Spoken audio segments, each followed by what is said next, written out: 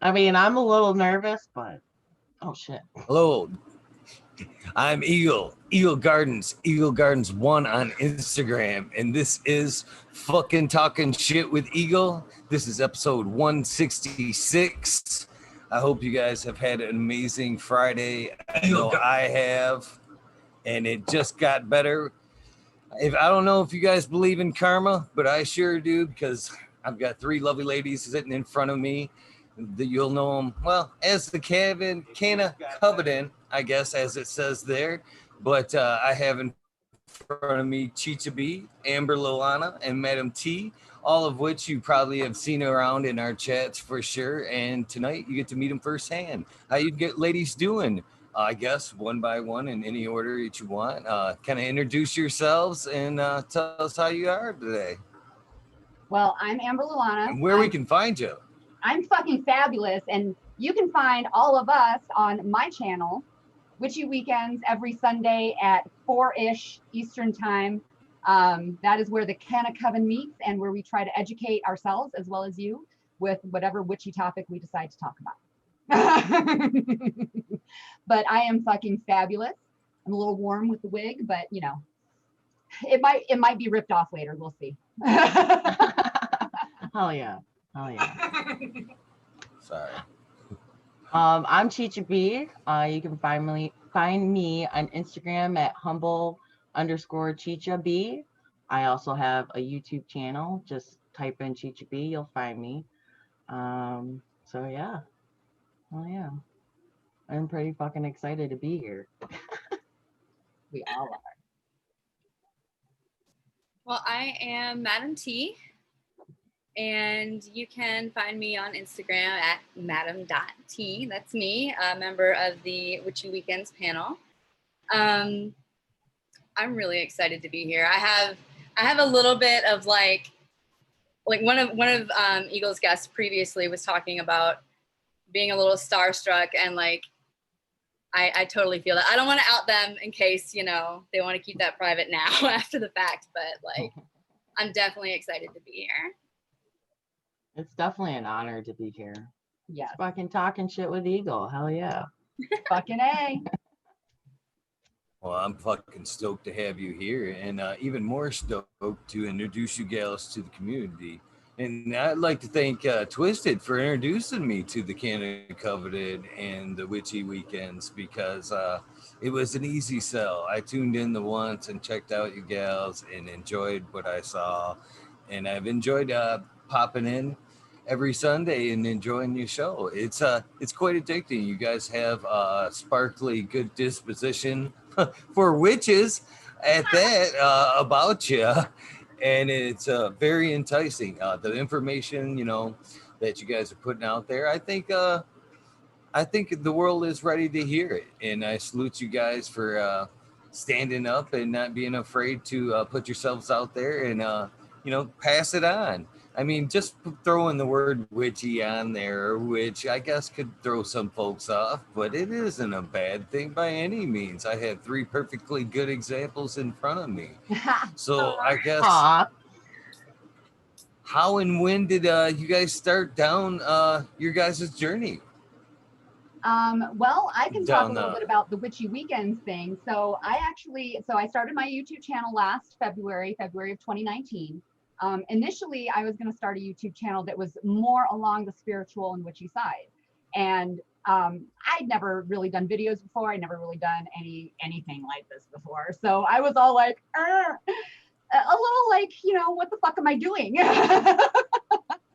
So I realized at that point, because I've smoked weed my whole fucking life, that all these 420 channels I was running into, and I was just like, oh my God, they're smoking online. Like, I can do this.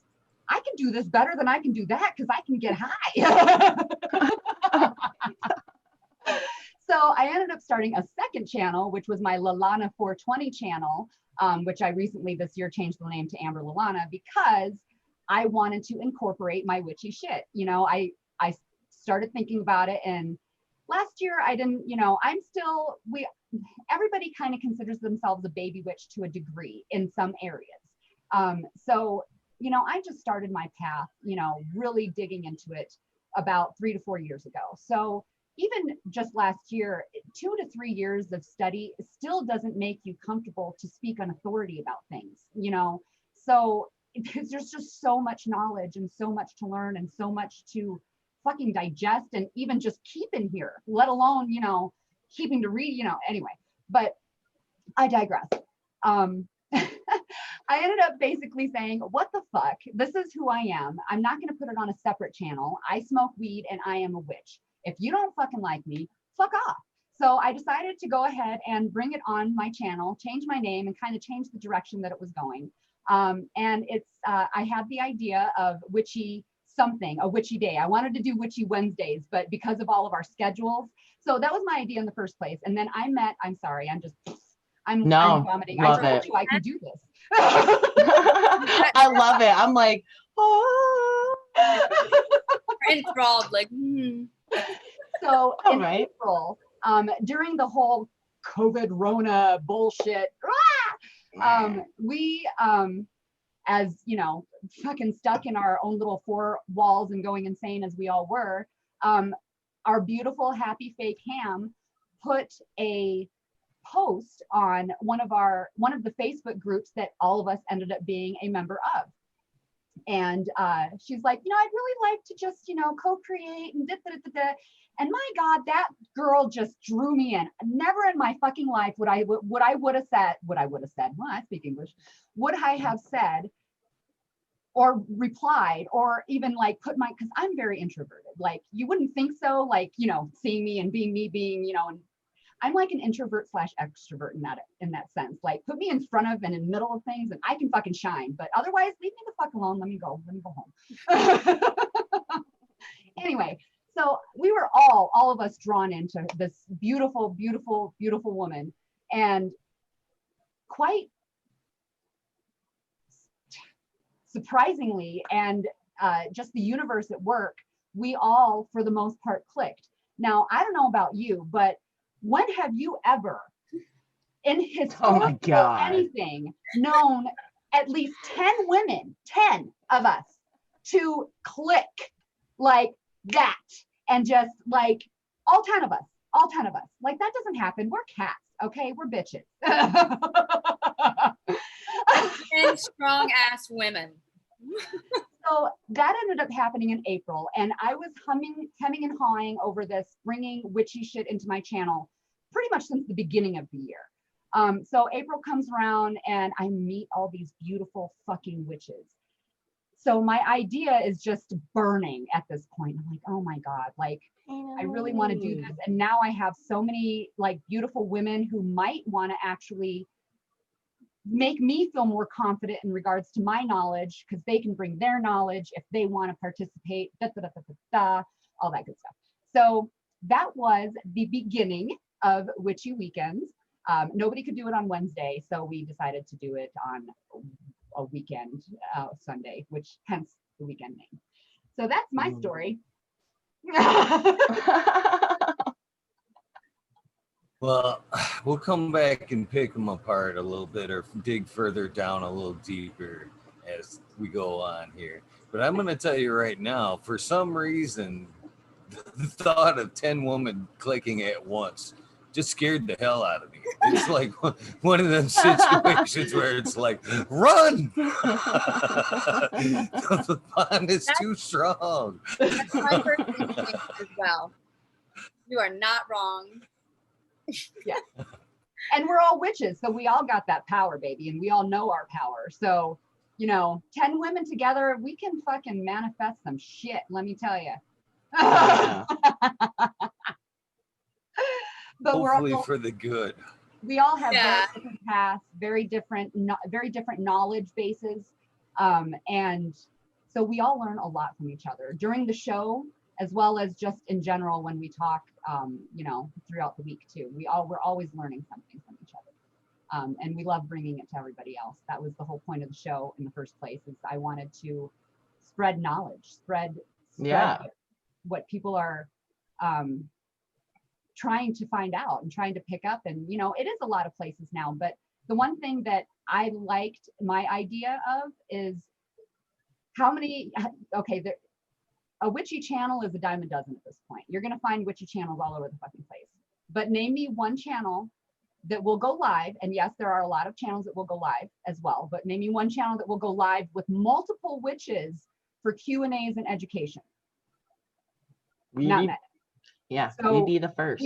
We kind of cornered a little bit of a market that we're kind of hoping to, you know, really embellish on and help people. So. Oh yeah.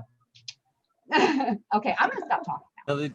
I love it. The other thing I enjoy about you guys' community is you guys are so open to people questions, and you know, even the after party, you know, letting people jump in afterwards is pretty cool in all in itself, and pretty warming. You know, welcoming, I guess, would be a better word to you guys' community.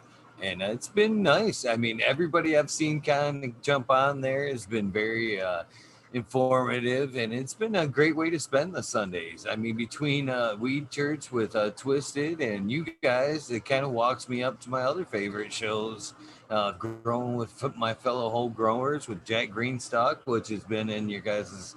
I seen him pop in last week. Yes, He actually said he went back and watched all the past episodes, priming for tonight, kind of, which is pretty That's awesome. cool. I love it. I fucking love it too.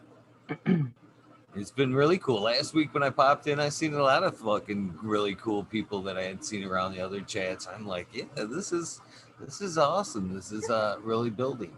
I guess moving on, I guess we just kind of rotate in clock or alphabetical order, I guess, so that makes Cheech be next. Oh fuck. Miss Cheetah, you wanna No, I'm passing the tell torch us a to little T. bit?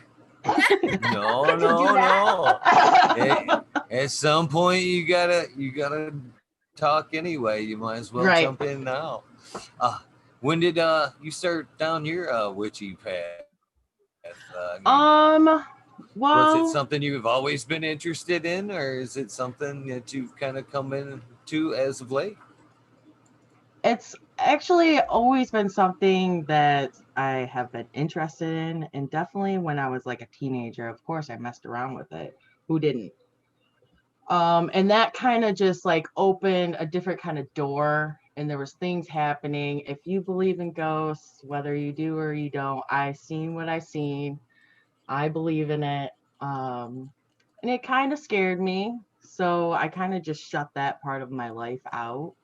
Well, with COVID and so many signs like just showing me that I need to kind of get back on that path, I just, with Happy Faye having that whole post, it just kind of like was like, you need to just follow it, just go with it. And I have, and now here we are, and I love it.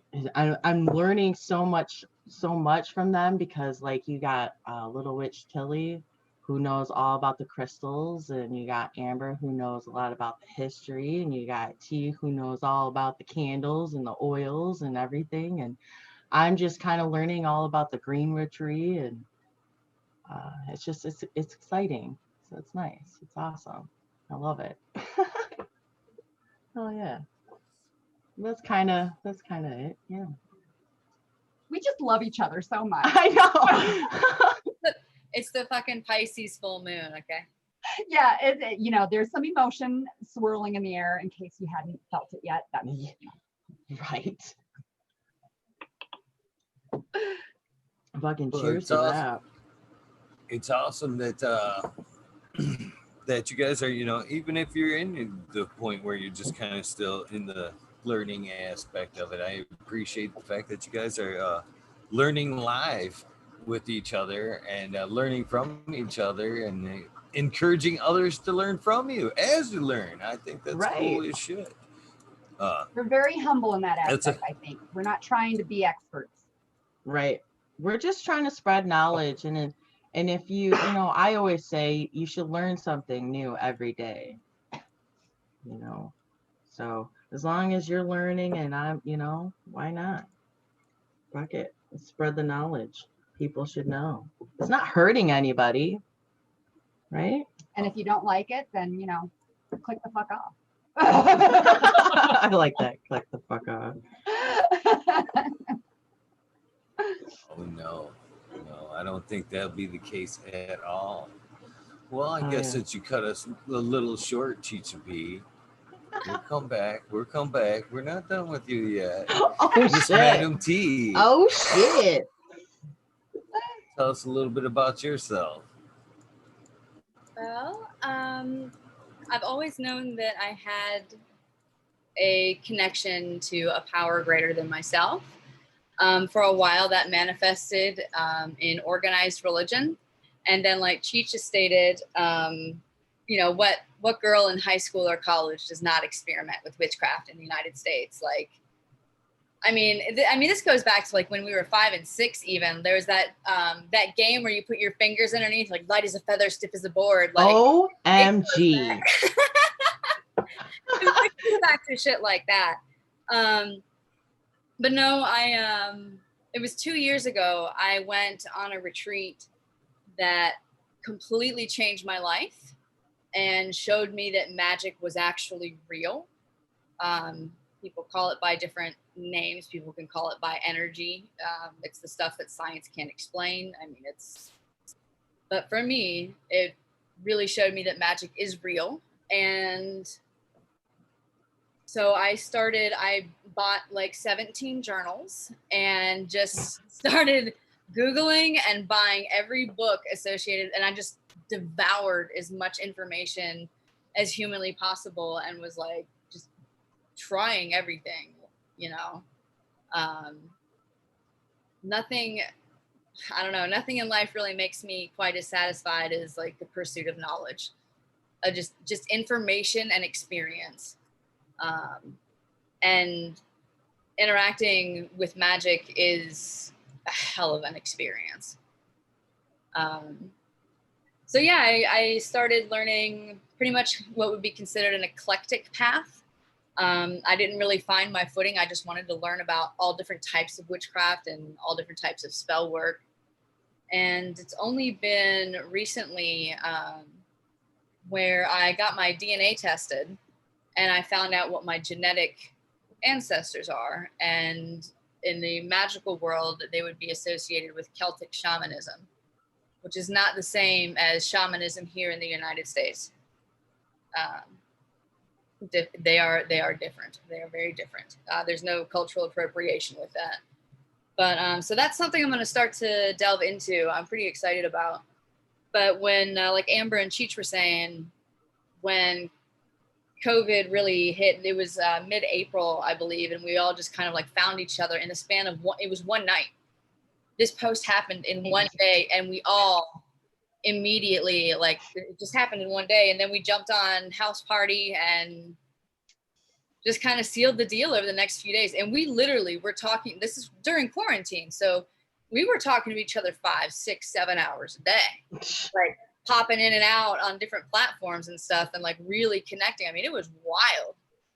I've never, it was like being in summer camp, a digital summer camp. Like, you're just with these people, and that's all that you're like, that's all your focus is. That's funny.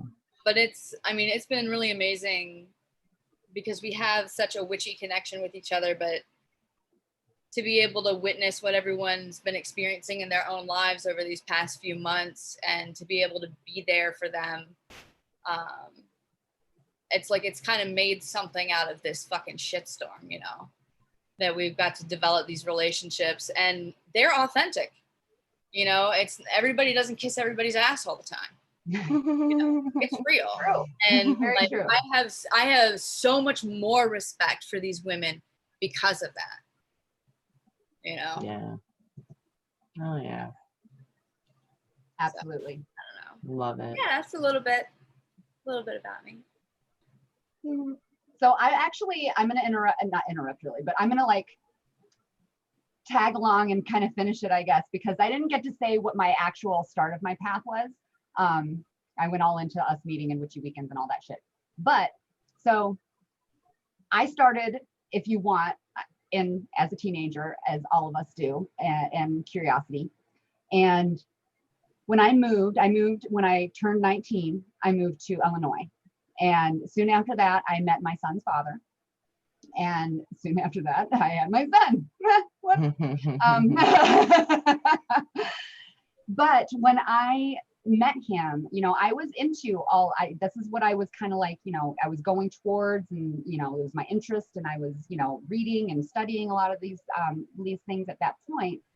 And my God, you know, I can only imagine the power and the confidence and the everything that I would have now if I really would have just kept going as from 19 to have 20 some odd years under my belt of this. Oh, it makes me pissed off at myself for being so naive and just young and not being able to think for myself yet. But unfortunately, when, you know, I met my son's dad, okay, so let me preface this by saying this is not to judge or put down any religion that is out there that anybody follows at this point in time. This is just my story and my point of view and how I felt. So respect to you and your religion and what you follow, first of all. I have absolutely no judgment of that because everybody follows and believes something or nothing, and that is your right to do so. But my son's dad and his mom especially his mom, were very Christian, and he made me feel evil. He made me. He said, basically, plain and simple, this is evil. This is not, you know, that's not okay. And me at that point in time, like I said, you know, I was too naive, too, you know, not strong enough in my own self sense of being to say, no, this is what I want to do. You know, this is what I want to study. Fuck off. I wish I would have said that. However, if I would have, I might not have had Tristan, but that's okay. Anyway. Right. So I stopped. I took it to heart and took it for his word that, oh my God, this is completely evil, evil Knievel. And I did away with it and was totally Christian from then on, baptized, this, that, and the other, and all that shit. So, sorry, I don't mean to call it shit. I don't mean to offend anybody, and I'm so sorry if I do. But so for years and years, pretty much since the entire time I was in Illinois, 20 some odd years, that's, you know, what I was. And again, myself, I was not a good person. Like, yeah, I was me and happy-go-lucky, and I've never really strayed from that so much, you know, as a personality type. But as a person, you know, like, I was judgmental as fuck. Like, for real. And I was not, you know, looking back, I'm just like, damn, like, I was not a good person. You know, I thought I was, you know, and I still didn't think that I was a bad person until, you know, and I don't think I was a bad person, but, you know, just those things that go into your mind that, you know, you just like almost taught to have you triggered, if you will. So, and that's what it did. And I was, you know, feeble-minded. So now I'm not. I'm free. But a lot of times when people go into their witchy path, it's something that happens to you, something that breaks you, something that is like just rips you to shreds, rips you, whatever, it just gets you raw, and you don't almost have nowhere else to even cling to, because you just need to find answers for whatever the fuck is going on and why and this and that. And you know, that's how I got on my path. I had an immense broken heart, and it was horrible.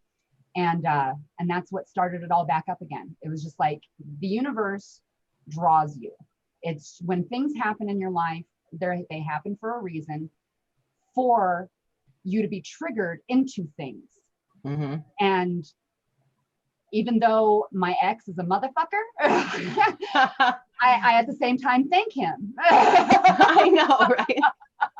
For being a motherfucker, for putting me on my path again. And that is my path.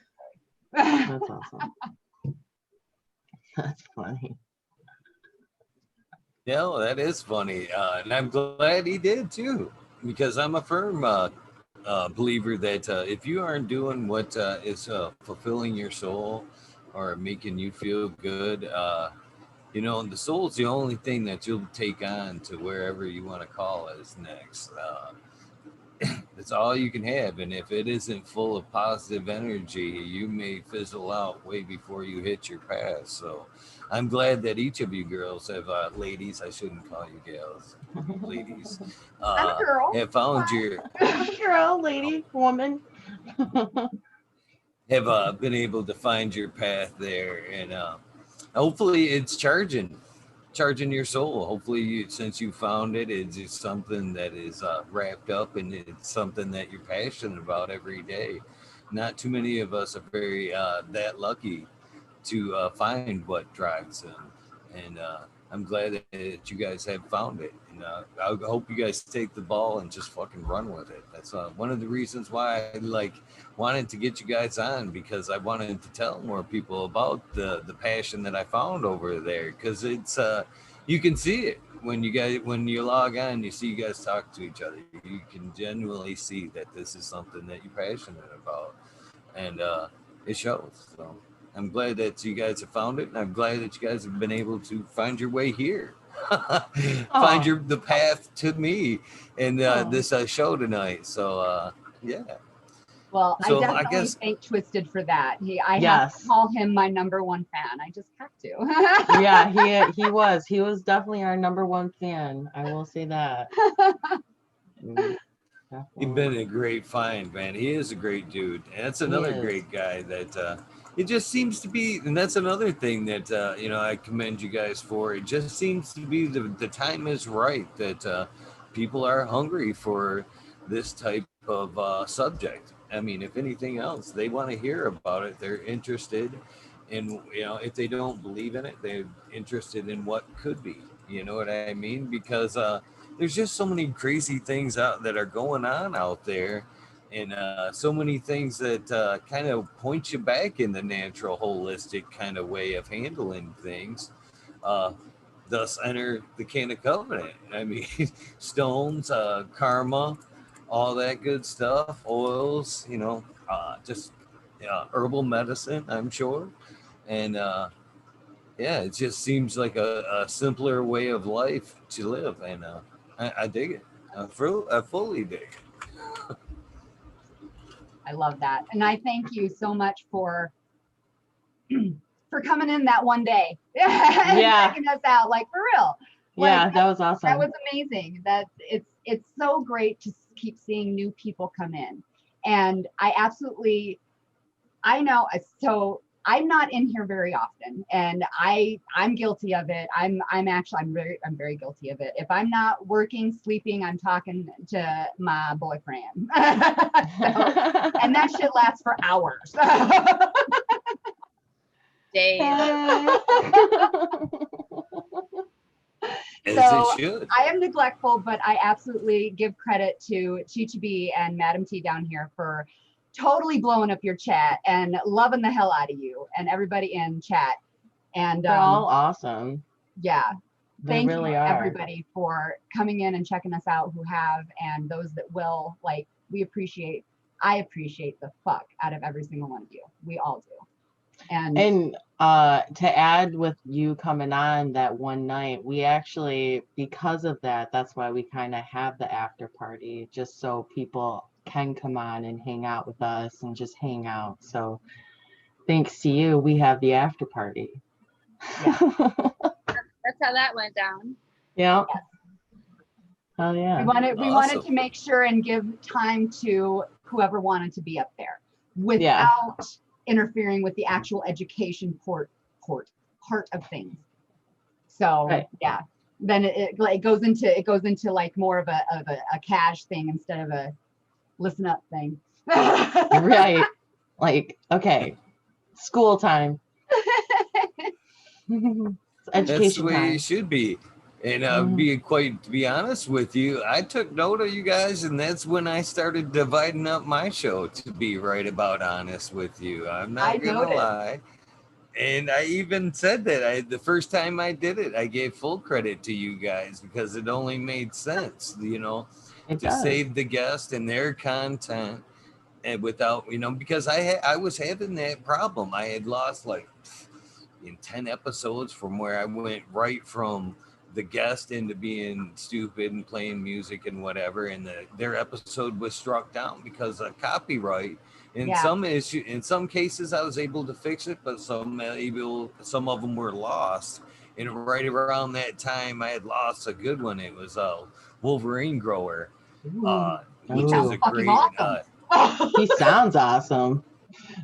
He's an amazing grower for sure. And his episode got struck down, and I was in the middle of dealing with that, and then I had jumped on with you guys and noticed what you were doing, and I was like, boy, that makes fucking perfect sense. Yeah. So Yeah. after that, there was the rabbit hole was there born. So There you I go. took The note rabbit of it. hole was born. See how we feed off each Yeah, other? I We're was just about to together say that next too. time. Like, see how that works? See how that works? That's awesome. Holy shit. That's fucking awesome. Love that shit. But I did notice that. And actually, I was talking to Twisted either yesterday or today or sometime soon. And he was the one that mentioned it to me. And I'm like, you know what? You're right. Like, yeah, that's totally, I have a feeling that might have been like right because that was the same time. So I appreciate you, honey. Yeah. Thank you. Thank you so much. Yeah, that was Yeah. 100% your influence there over there. That's for sure. So, since there is Canna in the Covenant there, let's walk down that road a little bit. In any particular order, when did you start with cannabis? When was you guys introduced with cannabis? Anybody want to venture down that road a little bit? I'll let somebody else go first because I can. T? Yeah, my story is relatively short. I'm sorry, it's not very entertaining. But my experience, I remember it. It was all very dramatic. I was a freshman in, well, I can't say that. The very, very, very first time I was ever around it and was actually on campus at UVA. Spring break in high school. I was down there with my boyfriend, and there must have been 16 people in this fucking closet. It was Clam bake. Oh, so I got a contact high, but I didn't actually smoke. So the first time I actually smoked was I was a freshman in college. And I remember it very, very clearly, like, like it was fall, so it was already like cold outside, and it was nighttime. We like snuck out to my buddy's car. Everybody knew this guy on campus. It's like if you wanted anything, go to this guy on campus. So of course, I was gonna make him my best friend. So yeah, we actually he rolled a joint and smoked in the back of the car, and I actually didn't get high. And I knew I was inhaling because I was smoking cigarettes like regularly at that point already. So it wasn't like I was holding the smoke in my mouth and like, Right. I'm smoking. Yeah. But then the next night I tried again, and it was just like I took 2 hits and that was it. Like I was gone for about 5 hours. It was such a lightweight, dude. Such a lightweight. But I smoked regularly for a few years, and then I went through some really horrible things. And so I had to make a decision, and I decided to move to a different state and get some help for some issues for the things that I had been through. I've talked to like some of the guys in chat know a little bit about, we were talking about PTSD and whatnot. So when I made these changes in my life, I also got into recovery and stayed clean for a while. Then I started smoking again and then got clean again. And I actually only started smoking regularly last year. I had become aware of CBD, and I have 3 herniated discs in my cervical spine. And so I've been doing physical therapy once a week. I had been getting neuromuscular massage once a week and getting injections every 4 months. And I mean, I had been doing this like regularly, plus my physical therapy exercises at home. I've got a traction machine, like the whole 9 yards. But they wanted to put me on gabapentin, and I didn't want to be on gabapentin. And so one of my good friends told me about CBD. And so I was like, hell yeah, I'm game. And eventually it became a little bit too expensive and it wasn't working as well anymore. So that's when I switched to flower. And I don't think a day has gone by in the past year. Maybe 2 days in March. But when I'm not getting ready for work or at work, I come home and I definitely enjoy the flower. It takes the pain away. It makes everything much better. Much better. So I'm excited because like I've been lurking and also participating in chat and like taking notes from different guests and everything because I want to start my first grow in November. I'm expecting company in October that would not go over very well. So I'm really excited. And there's one other thing I want to say before I forget. Eagle, the people in chat are some of the most awesome human beings I've ever had the privilege of talking to.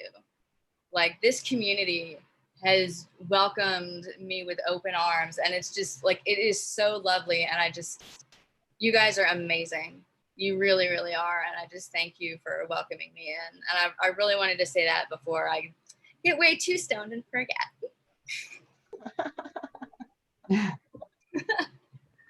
They are a bunch of great people, and you're one of them.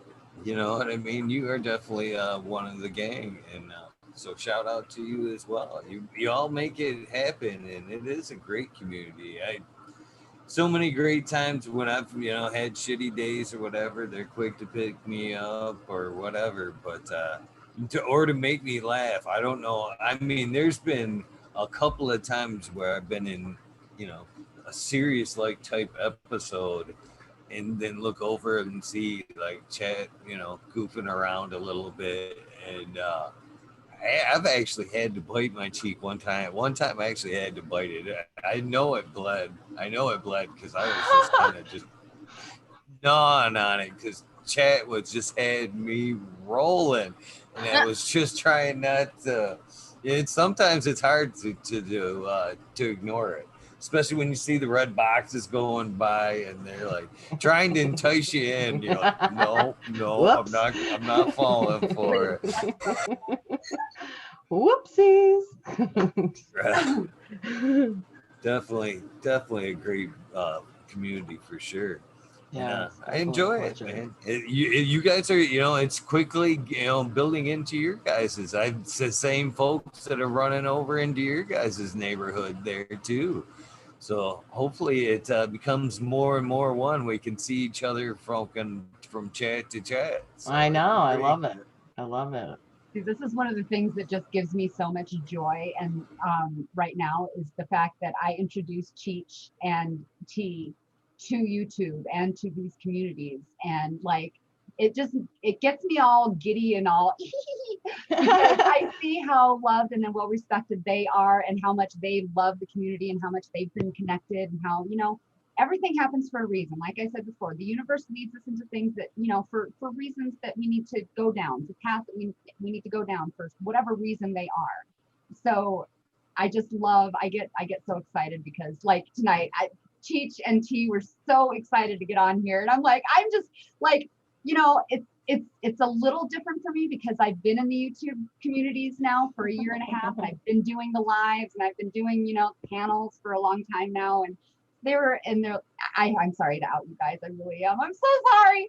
But, they're just like, it's just so cool to see them so excited. And they're like, are you nervous? I'm like, well, I've done this kind of a number of times before. So I'm not like super nervous, but yeah, I'm a little nervous. Yeah. So they're like, oh, okay, well, I guess it's just me. And I'm like, I'm sorry. Yeah.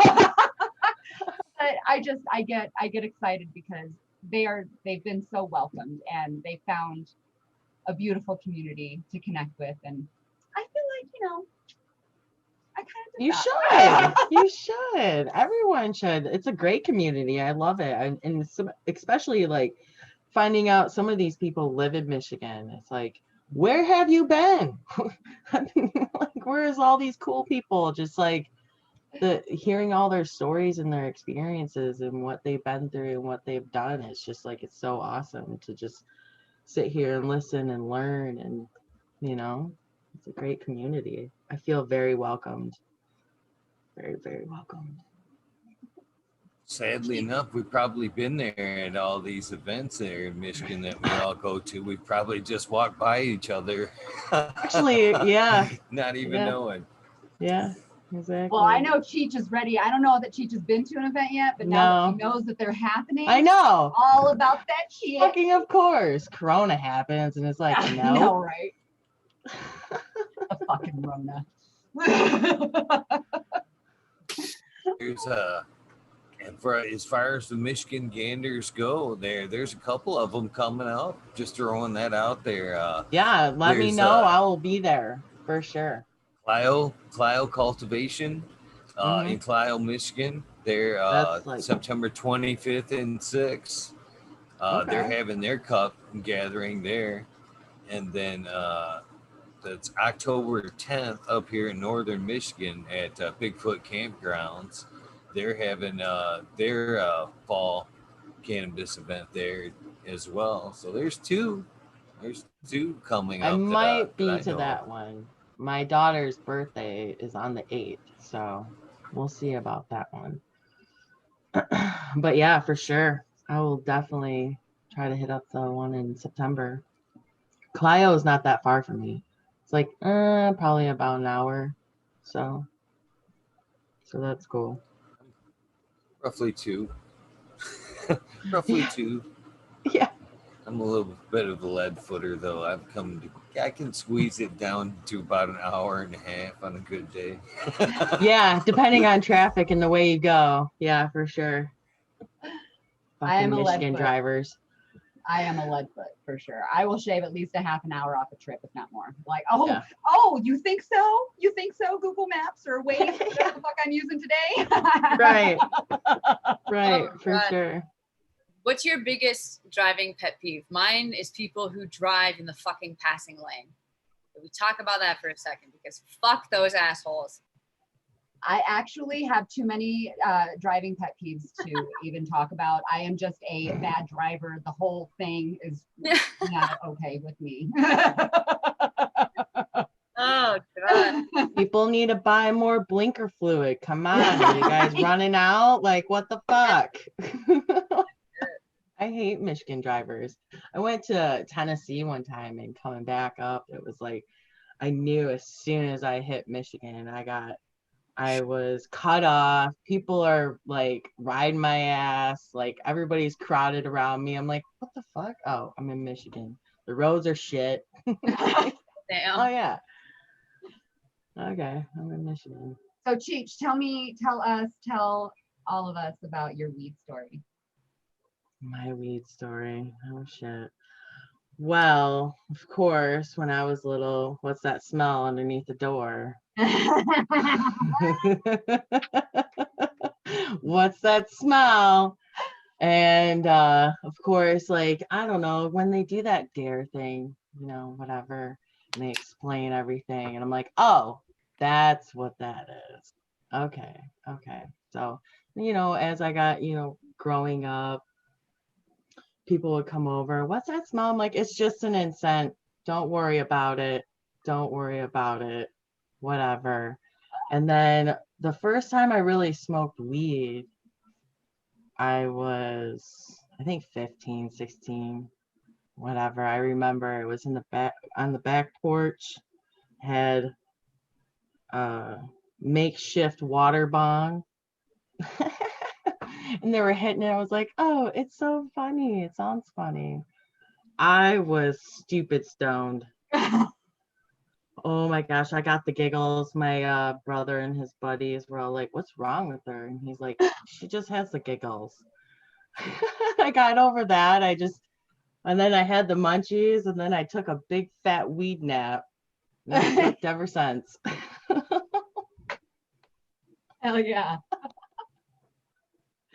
And of course, you know, as like, you know, when you're younger, it was like, you know, it's cool, whatever, and you know, whatever. That's when you experiment and whatnot. But now that I'm older and I kind of use it more for different reasons, and I really like the medical aspect and how it's curing things and just, you know, helping people and and getting kids off of all these pharmaceuticals, and it's I like that aspect, and I'd like to get more into that aspect of it.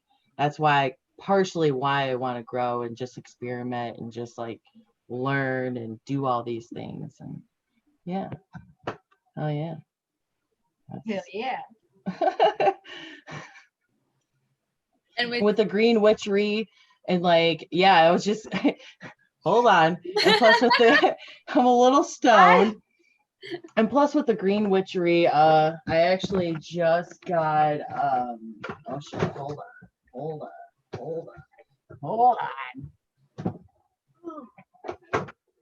Don't fall over, Cheech. Just trying to get the drawer open. My headphone is coming out. the headphone drawer. Hold on. Okay.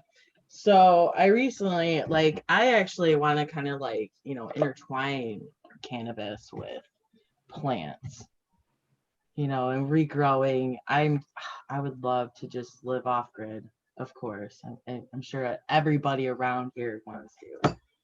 But also, I mean, you know, crossbreeding. It's a medical herb, right? They're both medical herbs. Why not? Right? Get some lettuce, has a little THC in it, you know? So yeah, that's Ooh, kind a of, little THC lettuce. I love it. Like, let's get fucking scientifical. Fuck yeah. oh yeah, like I love it, Cheech. well, what brought my attention, I actually saw a video of this person, they crossed what was it, a watermelon and a cucumber. And I was like, what? You can do that shit? So then I got the idea. I mean, like, you know, you just cut them and you put them together and you bind them and see what happens. Why not?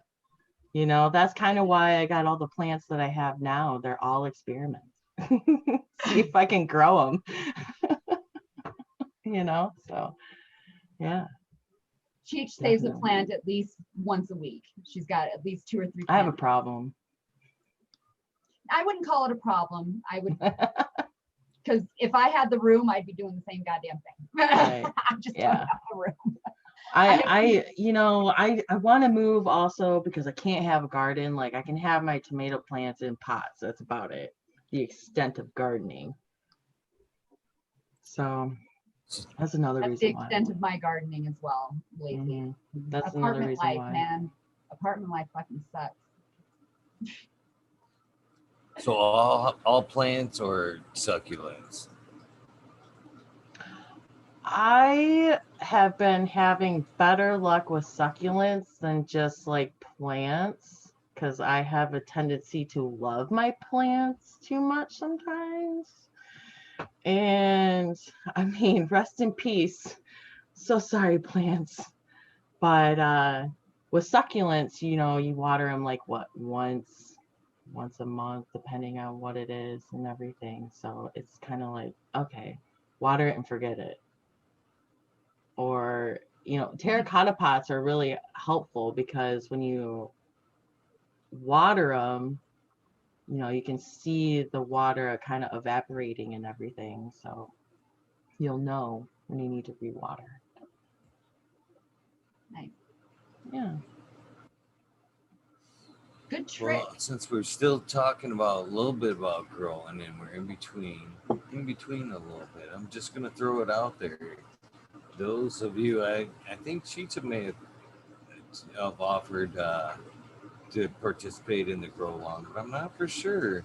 But if you ladies would like to participate, you don't have to take off right away. But if you'd like to do it, jump in on the grow along, I'd be happy to pass some of them seeds along to you guys if you'd like to participate or jump in at some point, you guys are free to jump in on that. Just saying. Just saying. Anyway, we'd I would love to definitely invite let you it. guys to that. I would love to, but I definitely can't grow right now.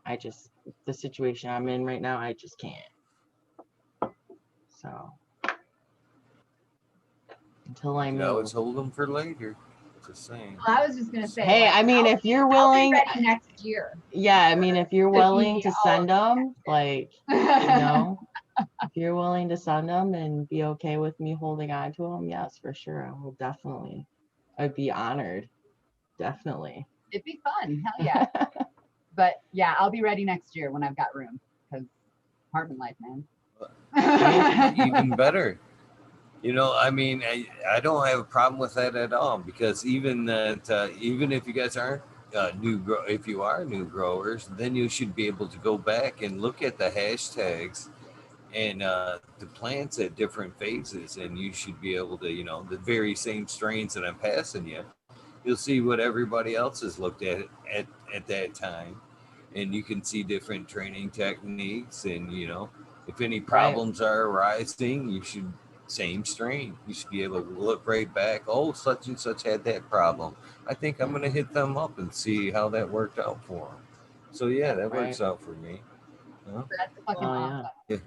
Actually, that's something that Twisted and I have already kind of talked about, is even like next year with us kind of like doing the same thing but different, you know, so that people can see what his technique does versus what I am going to do, because I'm new like at growing.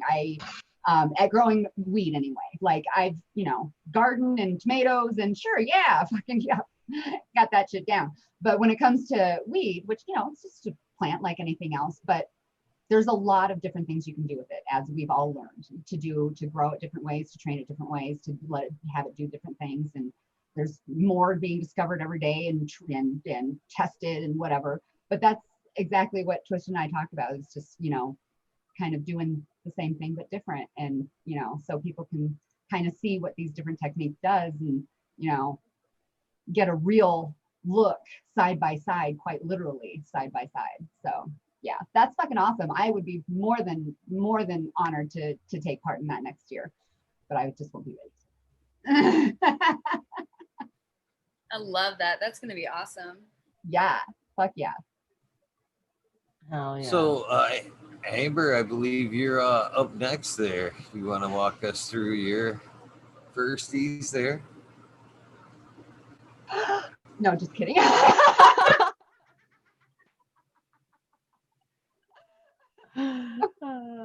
funny. First, I want to say that I'm not reading anything in chat, and I know you guys. I haven't. I've just looked down. I haven't really paid It's attention. my show. Everybody love in chat. I don't even know who's here. I don't even know. I kind of know who's all here. Fucking love you all. I know. And with that, I'm We gonna love you. pop a lung up real quick before I dig into my Hyacinth birth story. I since Damn. birth. I love it. Fucking love it. So, I guess while we're taking some puffs, I just want to say that I believe Madam T had a good idea there. While Amber is telling her story there, if you guys want to think of some questions that you may have for the Covenant, why don't you think of those and have them ready while Miss Amber is telling us her story. So, just something to think about while we're listening. The floor We will are be here open when to educate as well, not just talk about ourselves, even though we like to. Yeah, like, ugh, run out of material. I'm actually not terribly used to talking about myself, to be honest with you. No, that's a lie.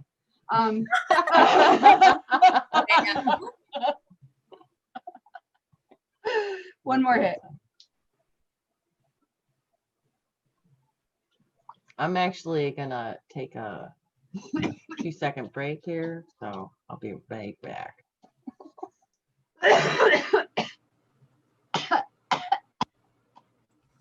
everybody rotated. No, right? Oh, yep, that one did it. I cleaned all my bongs and pipes. yesterday or whatever day.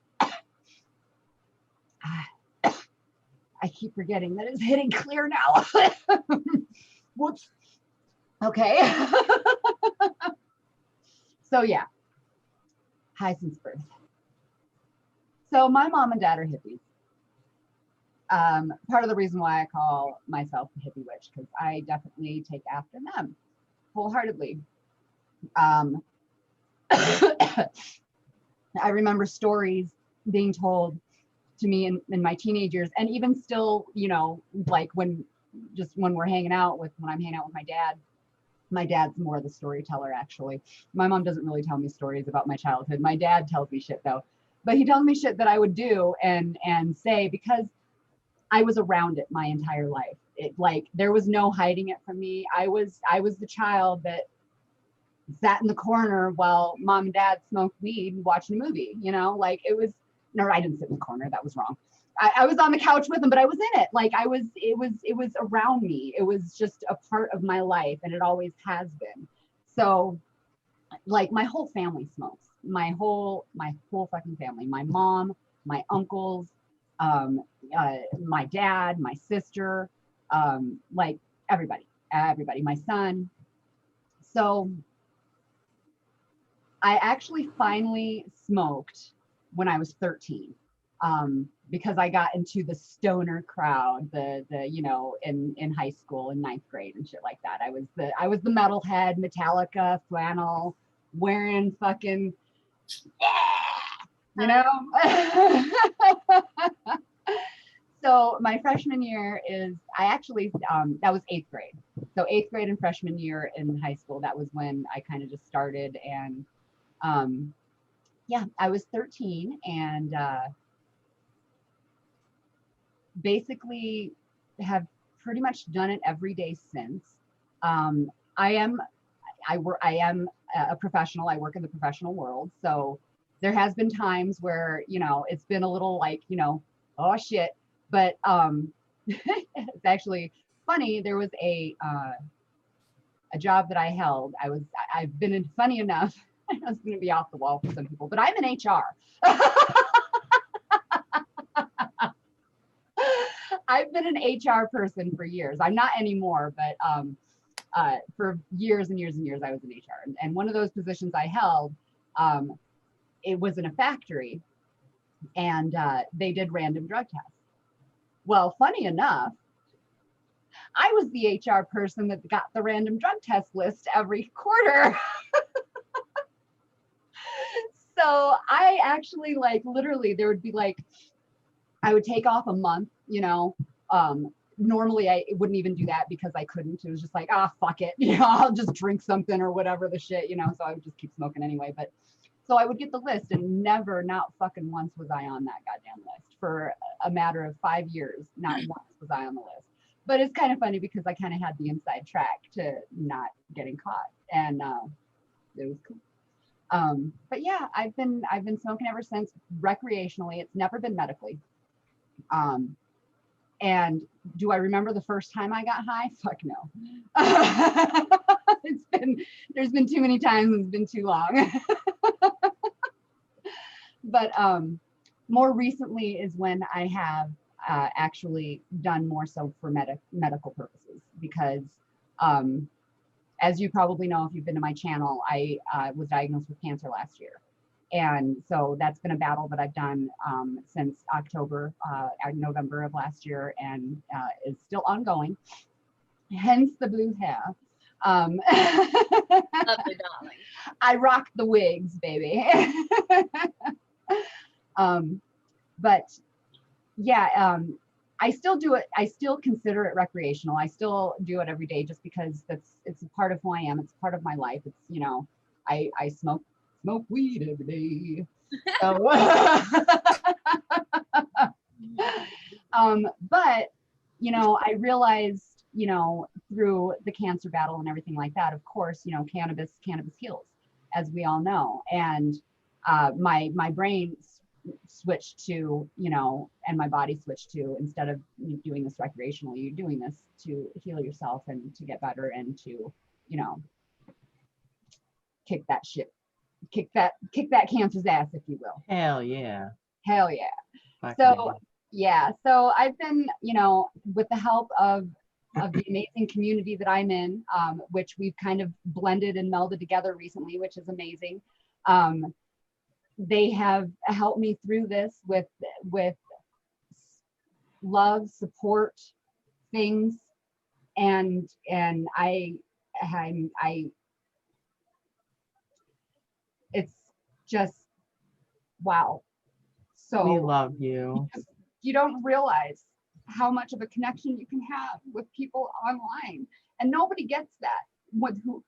Sorry, God, nobody gets that. I just want to hug you. That was unexpected. I wasn't expecting that. They just poured. It just I couldn't stop okay. it. It's okay. It's okay. Okay, But we love you. people that aren't online, I don't get the connection you can have with people online. Especially, you know, the community and everything that they've done for me, and We love you. that's my story. Okay, I'm stopping now because I can't talk anymore. Aw. You love. And then no, I'm sorry. I thought my coffee maker decided to like stop brewing. I went to go get a cup of coffee, and I was like, "What the hell?" Sorry about that. So, did we get any questions? Does anybody want to ask some questions? Did we get some questions? I'm guilty of not looking. I was all into. Well, I'm gonna say Amber's cheers to story Weedus, there. ready to hit hot fire. Boom, grows homies, modern. I should probably look. You know, Fucking everyone. I mean, I could go on forever. Be like, you're go closing. ahead, shout them out. Cheats there. Go ahead. Mr. Give some Green shout Paws, outs. Chiba Man, John, Unplugged, 808, Rooter. I haven't seen you before. Cheers. White Feather Grower, Page Farms, Painted Lady. Cheers to you, girlfriend. I love that name, by the way. And you, I just want to say your pictures. Jesus Christ, girl. Your bud is amazing. Anyways. Got one of my daughters there, Lexi Yes, in chat. Lexi, sweetie. Stony. Did I say yep, Page Farms? Why you got I'm sorry if I say I'm wrong. Sharati? Strati. Yeah. Cheers to you. Jack Green. It's tough. Yeah. You know, as far as when you The shout American him one, out, I seen him in here. Oh, there we go. Purple Thumb. Sorry. He's a cool one. He mentioned that you know, that was one thing he liked about your channel there, Amber, is he popped in there the other day and he was like, you know, it was nice to pop in there and get to know people. You know, it was everybody was kind of, you know, bearing their soul, if you will, and letting, you know. And he said, you know, what happened there? He's like, it just felt special. He said, I felt like I got to know a little bit, you know, and actually a lot of those people were in chat. We started to reference, you know, a little bit what was said. And he's like, you know what? I'm not even going to go there because it was such an intimate moment. I think I'm just going to leave what I learned there. And so. Oh, Yeah, that's awesome. I know. That's why?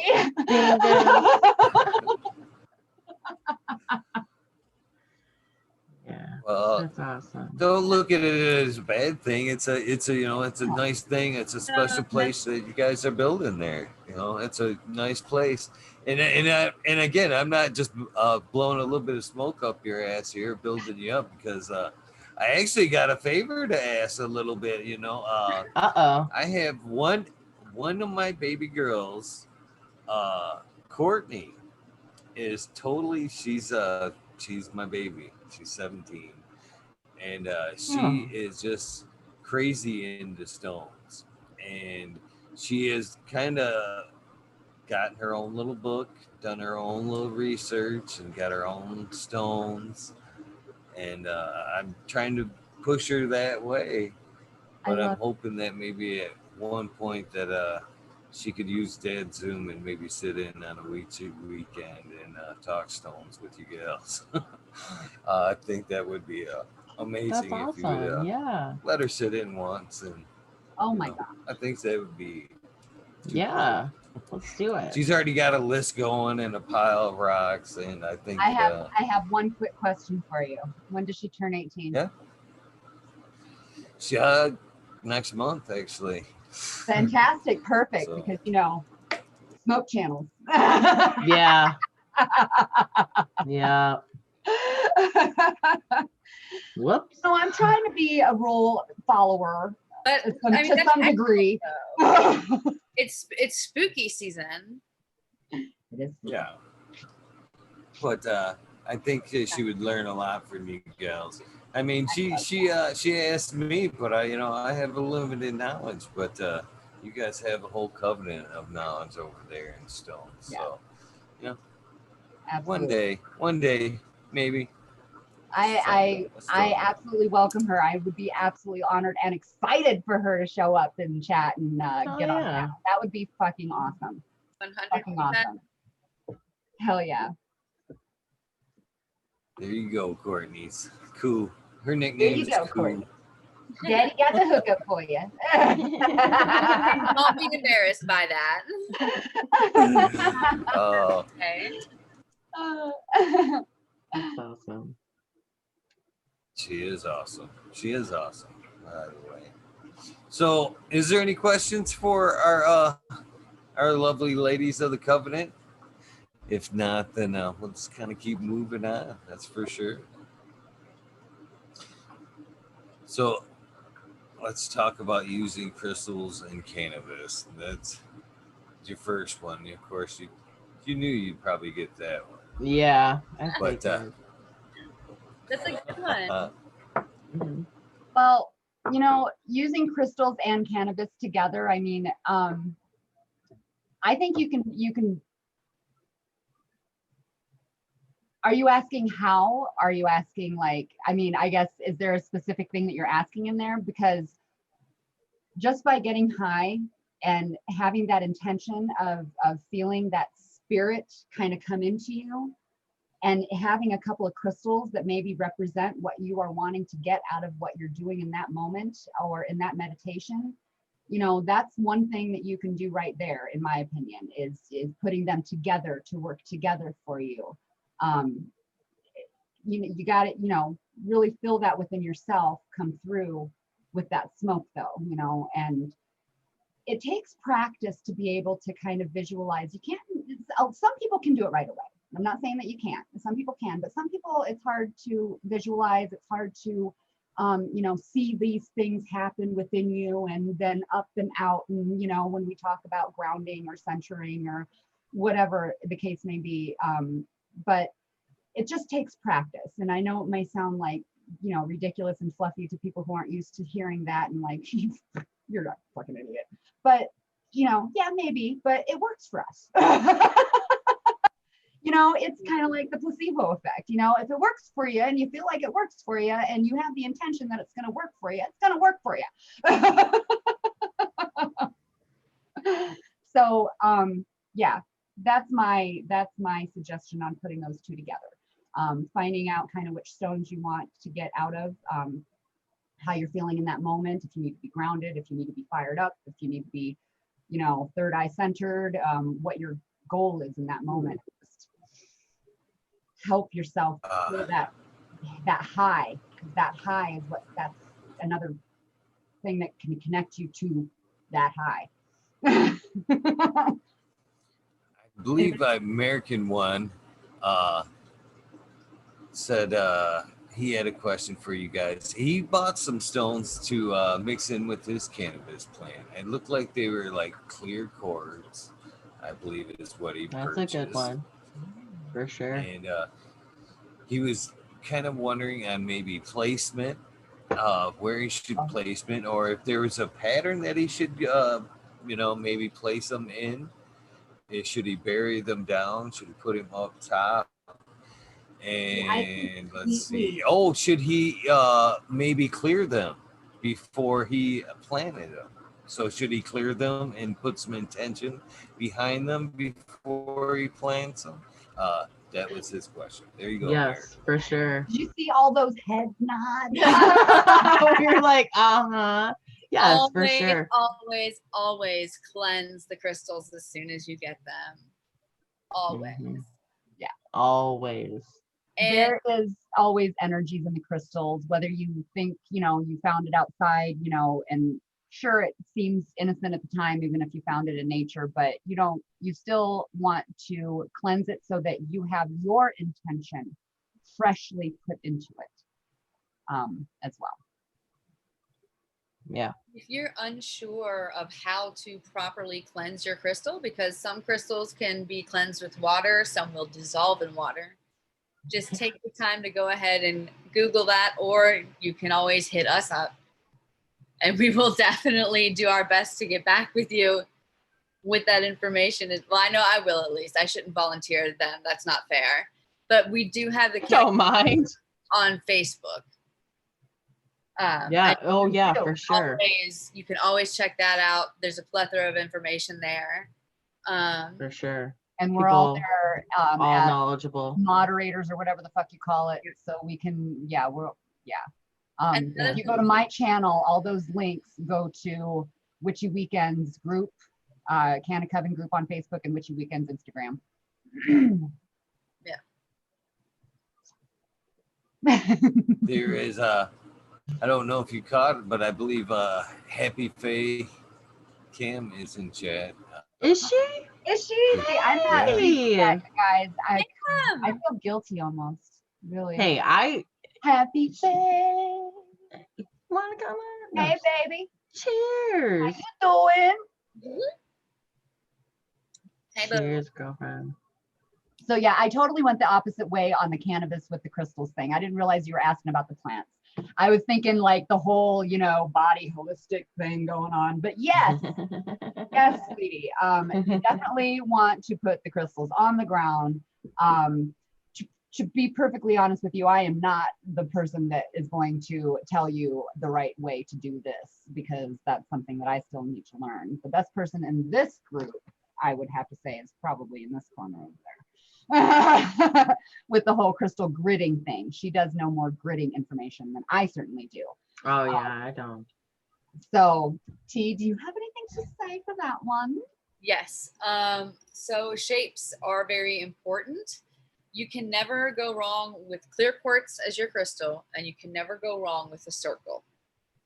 Okay, so if there's any doubt about that. Now, something that's very important is you have to look at your stones. Are they polished? So are they smooth all around? Or are they points or towers? Do they actually have a pointed end to them? If they do, you want to actually point that end down into the soil to direct it into the root space. If they're just like tumbled stones, you can just set them in a circle on top of the soil, or you can bury them. But I wouldn't bury them much more than maybe, I don't know, 1/2 inch to 1 inch. Yeah, I wouldn't go deep. Yeah, I wouldn't go too deep. That's But not what she said. The bonus of them being buried there is that they will be continuously cleared and charged by the earth. Oh, yeah, for sure. Because that's a way, burying crystals is a way to cleanse them. Just make sure that they're not crystals, or they're crystals that can get wet. Anything that cannot get wet, do not put it in the ground. Yeah, for sure. So it'll dissolve, and then Yeah. there'll be no more. You'll be like, what happened to it? Yep. It went bye-bye. But yeah, there's a ton of resources for crystal gridding if that's something that you want to look into in the future. But if you just need something right now, like I'm the queen of trash magic. I can MacGyver magic. Like that's my talent. I'm like Okay. Let's see if you can undo this one. Hopefully American one didn't plant his stones, because we were discussing it. I believe it was last night or the night before. He had showed us what he had ordered and what he's got. He said, well, I'm getting ready to, to put him in, and I'm doing my transplant. You know, wonder where I should put him. He's like, well, maybe I should hold off. Hopefully he did. Because we were both thinking, we would talk back and forth. We're like, well, I don't know. What do you think you'd do with him? We both come to the conclusion. We're like, yeah, just throw a few in the hole when you're transplanting. You know? Yeah, fucking makes sense. Yeah, bury them bitches. You're like, no, not that deep. So you got any spells or anything we can do to reverse what we may have done there? Is it too late? Does he have to dig them back up? No, it's gonna be really concentrated instead of it being like surrounding it and kind of like directing it down. It's gonna be very concentrated in one spot. Yeah. So, but you never know. The plant may actually enjoy that. Might be like, it might like it rough. I don't know. It might like it rough. Oh my. That's hilarious. I can't remember who asked it, but someone asked about what's our next episode after the crystals. Do we have a plan? We do. We're going to go into chakras. Oh yeah. Well, yeah. Yeah. Isn't that So- like, I consider that part of crystals. I know. Well, so it is, but it isn't. So because we've been during the crystal series, we have been letting you know that these crystals are definitely corresponding to the chakras that are with them as well. Chakras certainly go by color just as much as crystals do. But chakras are also a completely different thing. Chakras are within you. Crystals are Right. But Talked about the so outside. this weekend is our last crystal episode. We're going to be doing basically just kind of rainbow, if you will, everything that didn't really fit into the colors that we've already talked about. So yeah, anything that has multicolor type of facets to it and things like that. So and you know, if there is a question, a burning question of something that we may have missed during the whole time, then you know, we'll address that then too. But next weekend, we are going to start the chakra series at the bottom with the red chakra, the root chakra. So yeah, I'm hoping that Happy Faye is able to, not to pressure her at all one bit, because I know that she's super duper busy, but Happy is, Tilly was our crystal expert. She is our resident crystal expert in the Canna Coven, truly. She has the most crystals out of all of us, the most amazing things, and the most fucking knowledge, it seems, when it comes to those things. So it's like, we're just all like, when we watch her stuff, because I mean, who doesn't, right? Y'all know that. She's been on the show all crystal series. Happy Faye, Cami, is that with chakras. She does chakra, Reiki, like that's how I feel she can represent the chakras. So like we say, we're very, very transparent in the fact that we are all learning, and not all of us know a whole lot about everything, or some of us know nothing about some things. Right. So, you know, It'll be chakras definitely are one of those things that I don't know a lot about at all. I really don't. I know the basis and the base, you know, things of the chakras, but getting real into it, like, unfortunately, that's a read out of the book thing for me, you know, at this point, because I am not familiar with that stuff. So that's why I say I really am hoping that Happy Faye Cam can make an appearance during this series quite a bit for us as well. Again, no pressure to you, baby doll, if you're in here, but it would be awesome. Oh yeah, So we are really excited for the series. And then I think we will be finishing up this series. I haven't even counted out. I really haven't counted out the Sundays, to be honest with you, but spooky season is coming up. We are coming into our Halloween/Samhain season. And that is something that, of course, us witches are going to embrace wholeheartedly. So when October starts, be prepared for some witchy spookiness that may be integrated into other themes, but we will certainly towards the end have shows, one or two probably completely dedicated to the spookiness, the Samhain, and that good stuff. So that is the plan, at least through October. I am so so excited for spooky season and like what we're gonna do for Samhain. Like I don't know. Yeah. It's going to be fun to talk about because really we haven't talked. It's just the idea now and we know what we're going to do, but we don't know what we're going to do. We have no idea. Oh shit. So hopefully, I mean, if anybody has any ideas too, if you're on that witchy shit, we'd be happy to hear them. What would you like to see for real? That's I know.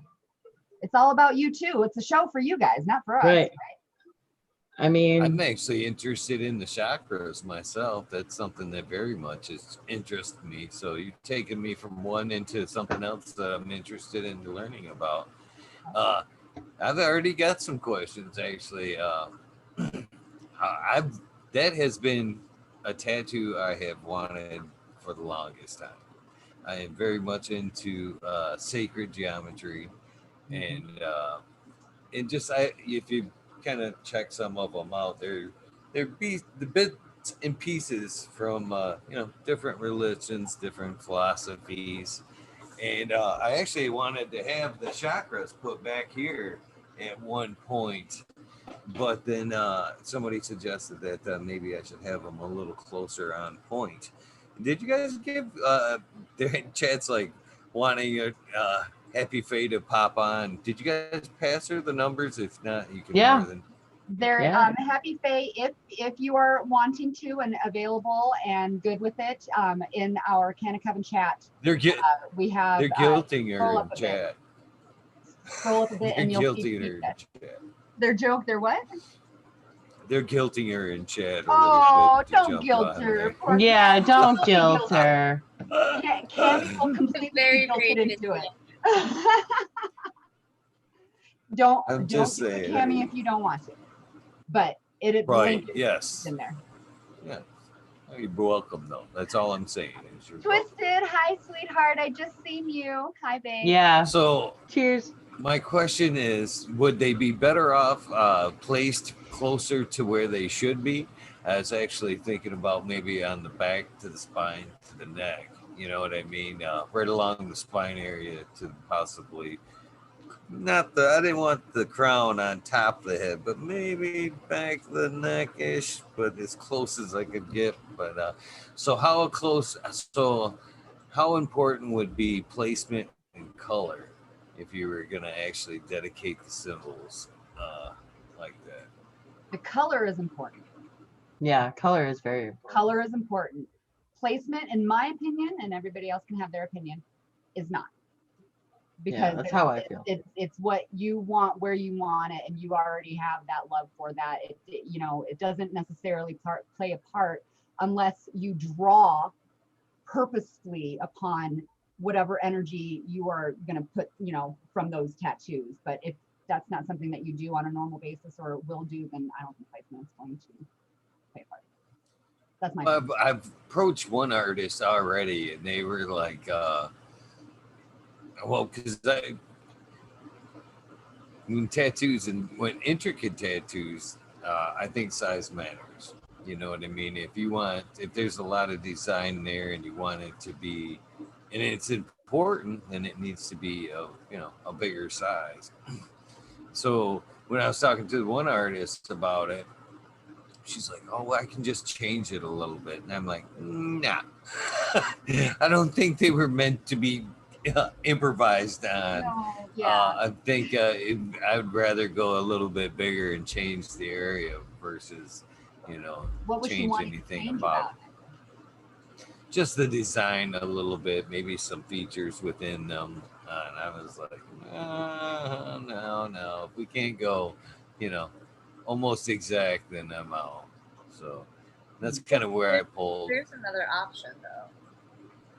You could actually, I don't know if you're familiar with sigils, but what you could do, sigils are basically, it's a system or a means of writing a symbol with intention and then basically making that manifest.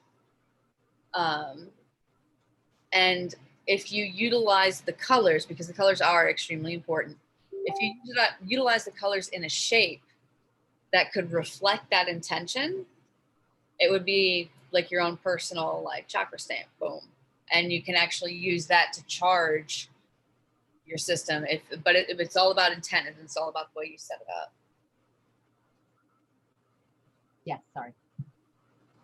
Yeah, I'm trying to help Cammy. She's I downloading. was just seeing the messages from Cammy. Cammy's downloading Zoom, and she's getting prepared. So yeah, we're paying attention to her for just a moment. But yes, absolutely, T. Like intention is important. Intention is very important. For sure. For sure. Hell yeah. I'd still, if the location isn't a thing, I wonder if I could still get a decent along the back of the arm. That's the back is Show me the still back of your somewhat. Is the whole thing good? Ready? Well, yeah, Yeah. some right there. You have the whole spot still. That's good. Yeah. You have Yeah. Why couldn't you put it there? You could absolutely put it there. Right. But like if you had something like down here that you had to squeeze it in, then maybe not. But you have the whole space. You can, yeah, you have plenty of room. And if you're I would just make sure, I would make sure that they are in order of. Yes. and I would put the root down here and go up. Yeah. Because when you have your arm down, it'll be placed in the right way. Yep. I think I like that too, because that'd be a good area because that arm's already got some color there, and then it would be ready for filler at that point. Man. You're making me jealous. I Filling want a the tattoo. gaps. I've been itching for some new As ink. she itches her head. Oh, Corona thing is putting a damper on my ink needs. I'm due up again for on October 6th. Nice. Back in the chair. And, he's been rushing me around a little bit, and I actually got like first spot of the day. I'm like, oh yeah, the last couple sittings I've been like towards the end of the day, and if you've been in tattoo parlor, you know how they can go sometimes. You get late. You're sitting, you can possibly sit there waiting for the next guy to get finished up, like an hour or two sometimes. Mm-hmm. So I was like, oh yeah, I'm ready to be first. I'm like, you might as well clean off that afternoon, buddy, because we're fucking we're going deep. I know your work is very intricate. Definitely detailed. I've got a nice another lady's face kind of sitting in on the back of the leg there. It's gonna take up a nice hunk, but it's gonna be this one. I think I'm going a little like goth. They're all kind of gothy, but I think this one's gonna have a little bit of a crazy clown face on there a little bit. Yeah, That's awesome. Love it. I had actually thought about the last time when I was in there talking as far, because we were talking about like just some kind of crazy stuff. I almost wanted one like a little gothy, but with like a COVID mask kind of to mark the time, with maybe a bio symbol on the fucking COVID mask or something. No, Not a get bad a idea, really. Like certainly marks this point in time right now. 2020 was 2020 or whatever. Oh shit. We were talking about that last night on the show about how awkward like graduating this year was, and it being like the year that they'll remember, like, oh yeah, you graduated during, it'll be like a bonding, year for these kids. Something that Yep. It's definitely different. I will Yeah. say that for sure. Can you hear us, Cam? Can we hear you? Oh, is she? Okay. I don't know. Yes. Oh, we can hear you. I can hear you. There you are. Okay. For some reason, Yay! is there a way where I can see all of you at once? It just keeps intermittently showing me like a whole screen of just one of There you. should be like a little Just strip swipe. of. Oh, you're on your phone. I have no idea on your phone. I'm not familiar with it on the phone. Yeah. I just, one way or another, and it should bring us all up. it's okay. participants. I don't know. It's okay. I get to see one of you at a time. Beautiful. Oh, that's awesome. And I can't see the chat, but that's okay. I'm here. You are present, and that's awesome. And we love that you're fucking here, babe. Hell Oh yeah. yeah. Welcome. Happy fake ham. I love Let's this. cheers to that. Cheers to that. Cheers. Don't hate me, guys. I'm actually taking a quick tolerance break, so I won't be smoking tonight. But you know, I think that's why I'm still awake right now. That's awesome. That makes sense.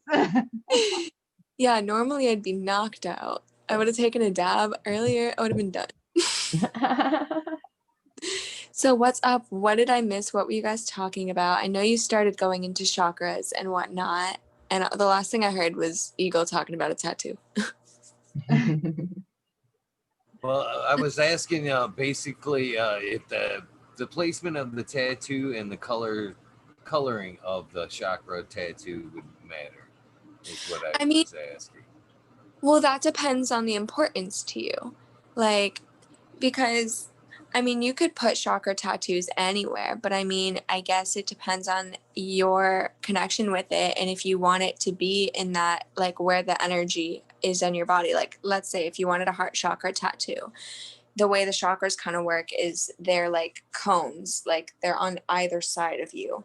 And they're like, kind of, they go out like cones. So you could, some people get them on their spines. Some people get them on their chests. Like, it's all kind of personal to you. Oh yeah, that's awesome. I told you she's shocked. I know. I'm just like, can you more? More. Oh, I'm so excited to be here, guys. I'm so excited for you to be here. So I guess we could, since you showed up, let's back up a little bit and learn a little bit about you. What's taken you towards the witchy covenant lifestyle? What led you down to your path? To be honest, I first started getting into kind of like crystals and that sort of realm. Ever since I was a kid, I was always into crystals and like going out and finding them. And all I could find in Florida was calcite, but I always wanted to learn more about them. And as I grew into teenagehood, I started going to the flea markets and going to all the metaphysical shops. And I just started meeting people and learning. And just like with every person I would meet, I would learn more information from and get more into that kind of realm. And so it just kind of happened really naturally. Awesome. I just always felt kind of pulled to that realm of things, you know? How long have you been like in it, if you will? At what age do you remember really getting into the crystal scene? Really getting into like witchcraft or just like spirituality in general? Both. Yeah, both. Around 16, 17.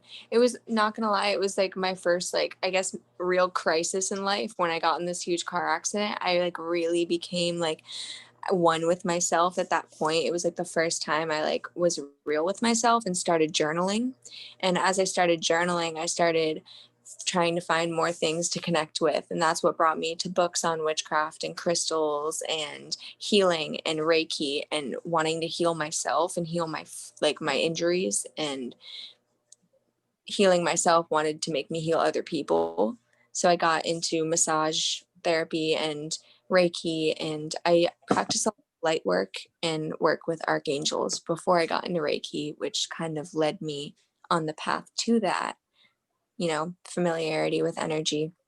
And so really just the yearn to heal. So nice. Yeah. I love it. I love it. I love you, Kim. I know. I love you so much. And I love that every time you talk, I see just you. It's like a one-on-one call. No, seriously, it's almost like weirded out. I'm like, am I talking to just you? Am I talking to all? It's all You're of talking to a us. whole lot of people right now, baby. Mhm. Oh my God. But I wanted to back up to when I first jumped in, you were talking about clear quartz and plants and like crystals and plants. And like, Oh yeah. I tried that a few times and I swear, like the first plant I ever planted from like a seed, which was just a wildflower, I put clear quartz in one and not in the other. And the one I put clear quartz in was just like, like, it was just like, what's up, bitches? Like, I'm here. Where's the sun? Mhm. Daddy of all crystals. Hmm? The daddy of all crystals. No, for real. And it was a point too. Point, like, I like what you Ooh. see. Points are generators. Like, I want to say, what would spheres be? I feel like spheres are still, they're all cleansers, but like those points are just like fucking generators. Yeah. How important would color be? I mean, if we were thinking about adding them to our plans. Ooh, that's a good question. I feel like if you're wanting to like instill them with a bunch of love, green and pink crystals, because those are all associated with love and growth. What else? I want to say maybe even solar plexus chakra, like confidence, badass bitch energy in those plants. Like, I don't know. Mhm. Oh yeah. Citrine. What do you think, T? I think I'm probably gonna try citrine in one of mine. I like that. I really like that idea because citrine is like a very cleansing, powerful crystal that's like all about the sunlight. So That actually makes a And- lot of sense. Yeah, using and good luck. those type of energetic crystals for that, using that sunlight to help with all of that as well. and it is of the quartz variety. So it would have those sort of frequencies, but with the added value of the color frequency. Good I like job. Awesome. Hell yeah. See, I just learned something. I know. I'm like Miss learning D so much. Snugs is asking, where is a good place to source some crystals? Oh, that's a good question. I feel like, well, it's always going to be different for what kind of crystal you're looking at. I feel like just trying to find Naturally. companies that are like sustainable. Obviously, it would be best if you can find your own crystals out in nature, but not everybody's in the place where they can do that. Like, I'm in Florida. You can't find shit here. Like, so, you know, for me, I try to find metaphysical shops that get their crystals sustainably. I try to pay attention to that. Gem shows are a good place, but you do have to pay attention to where they're sourcing their crystals. Right. And, you know, then again, that's always going to be word of mouth. Yeah. So just kind of hoping you can trust people finding, and also using your intuition. Like, I've gotten crystals from people where I just didn't feel good energy on them, and I still got them and I cleansed them and made them my own, and I wasn't going to let that ruin that for me. But you can definitely feel if they were gotten in a grimy way. Right. Yeah. It's just the same way that you can feel a crystal that, you know, you get drawn to just out of nowhere in a pile of crystals. It's that one. What makes it that one? I don't know what makes it that one, but you know, something knows that that's the one. Right. Yeah. There is a store that I've purchased most of my crystals from, and it takes the guesswork out of it for me because they do only deal with reputable miners, and it is sustainable, and that is Everyday Magic. Oh yes. And you can find them on Instagram. I'm not sure, it may be everyday is one word _ magic. Yeah. Is it magic with a C or a magic with a CK? With a C, and their logo is like I believe it's white with a sigil in the middle with a black. Oh yeah. Yeah, I follow them because of you. They're so good. Mm-hmm. Yeah, like I've gotten some baller ass crystals. And Yes. I've made like actual connections with people too, because of Everyday Magic. So See, that's a good thing about when you know when a metaphysical store is good, because there's a lot of metaphysical stores in my town, and I'll tell you that there's only like 2 that I really like to enter, because you can feel the energy the Oh second you yeah. that bitch. Like there's this one where I walk in and I just feel like sleazeball energy everywhere, and it's like overwhelming, and I'm like, you know what, you got some really pretty crystals, but I'm actually good on this. Right. There's other, like, I'd rather go to a small store that I feel at home in. Right. That Feel brings me welcome. to a good question right there. I was thinking about when you guys were trying to talk about stones a little bit. So should you have to necessarily clear them? I mean, what if you go to purchase a stone and one, as Amber says, kind of calls out to you and it has like a good vibe to it? Do you necessarily want to clear that good vibe? Or You're not clearing the good vibe, you're clearing everything else. So once you have a connection with that crystal, that connection is never dwindled. You'll Right. always have that connection with that crystal. But depending on what type of crystal, for example, kyanite never needs to be cleansed, it cleanses itself. But tourmaline, jet, a lot of the grounding crystals, they absorb so much energy that they can even break if they absorb too much negative energy. So it's good to clear them. But the connection that you personally have with them, I don't feel like can be cleared. Right. It just is. Just Right. is, exactly. It just is. And that's one of those things that it's inexplicable, really. You know, it's why are you, like I was saying, why are you so drawn? You don't really know. It just is a thing. It just is. But yeah, to clear the energy, because if it is something, you know, that's passed on from, you know, different countries, and you know, and most of the time they are probably, but everybody who touches that stone or that tool or that whatever has been manufactured to come your way and what you want and buy, has absorbed the energy of what has touched it.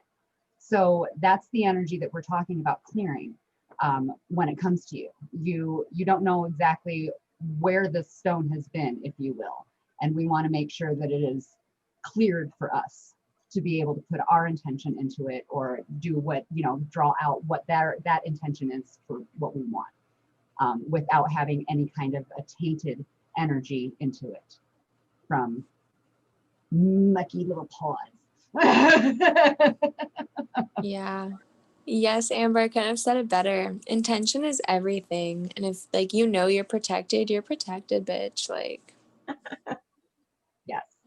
And have that confidence in yourself and your intention, and that power between you and your stone, and the power in yourself and the power in the stone individually, that you are protected. Like that's that. And honestly, when it comes to a lot of this stuff that we talk about, that's half the fucking battle. Like a lot of people are like, yeah, right. You know, like, do you know how many people shit on this? Like, seriously, probably half the people in chat are like, no offense, but it's just the way of the world. You know, there's always going to be a percentage that think you're full of shit. So, you know, those are just things we deal with. Those are just, there's things we deal with. I deal with it on an everyday basis, to be honest with you. Anyway, I digress. Yeah, no, it's definitely all about intention and stuff like that. Cheers. hey, Oh, cheers, yeah. Miss Nut. I see you. I see you over there. I know I can't see the chat, but she's liking all my stuff on Instagram and I see the pop-ups. So thank you. I love you. Yeah, well, they yeah, Happy Faye does I mean, not have a YouTube. Reddy has just been like popping everybody's links. Like, Yeah. I've noticed, Reddy, thank you, sweetheart. You are amazing. He's always up in there, and I just love that guy. He's that's so awesome. thoughtful. No, seriously. Love Thank you. I've never been yeah. I've never been one for like getting myself a social media presence. So when it just happens naturally, I'm like, what? Me? I exist? Thanks. You. We love you very much.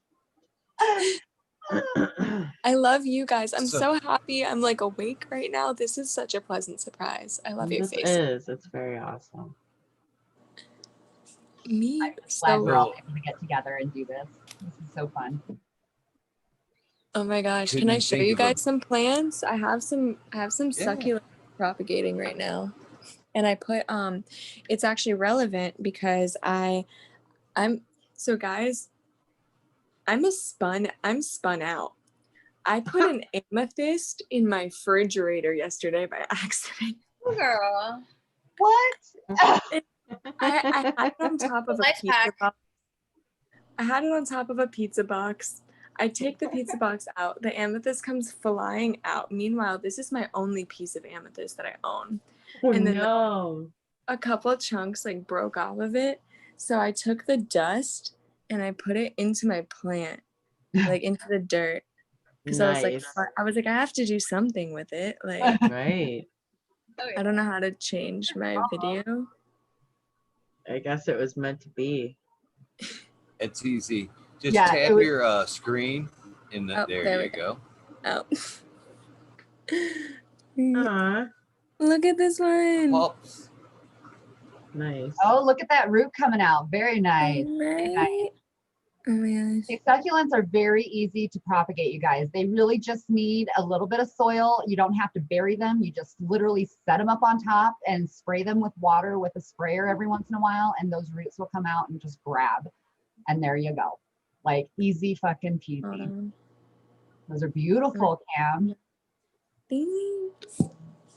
But yeah, so guys, also be ingenuitive, you know, like if you accidentally break a crystal, don't get upset. I used to get so upset when I would break a crystal. Now I'm just like, you know what? You can be in 3 places at once. Like, Hell yeah. cool. Right? Benefit, silver linings, always. Story of my life. Mm-hmm. No, literally. I have to, otherwise I'll go insane. Mm-hmm. Feel that. So I'm quite interested. Besides cannabis, what other plants are plants, herbs, or whatnot are useful to what you guys do? Ooh. What are So many. What's not useful, I guess. What was the question? All of them. All of them. So for me, I use a lot of herbs in the candles that I make.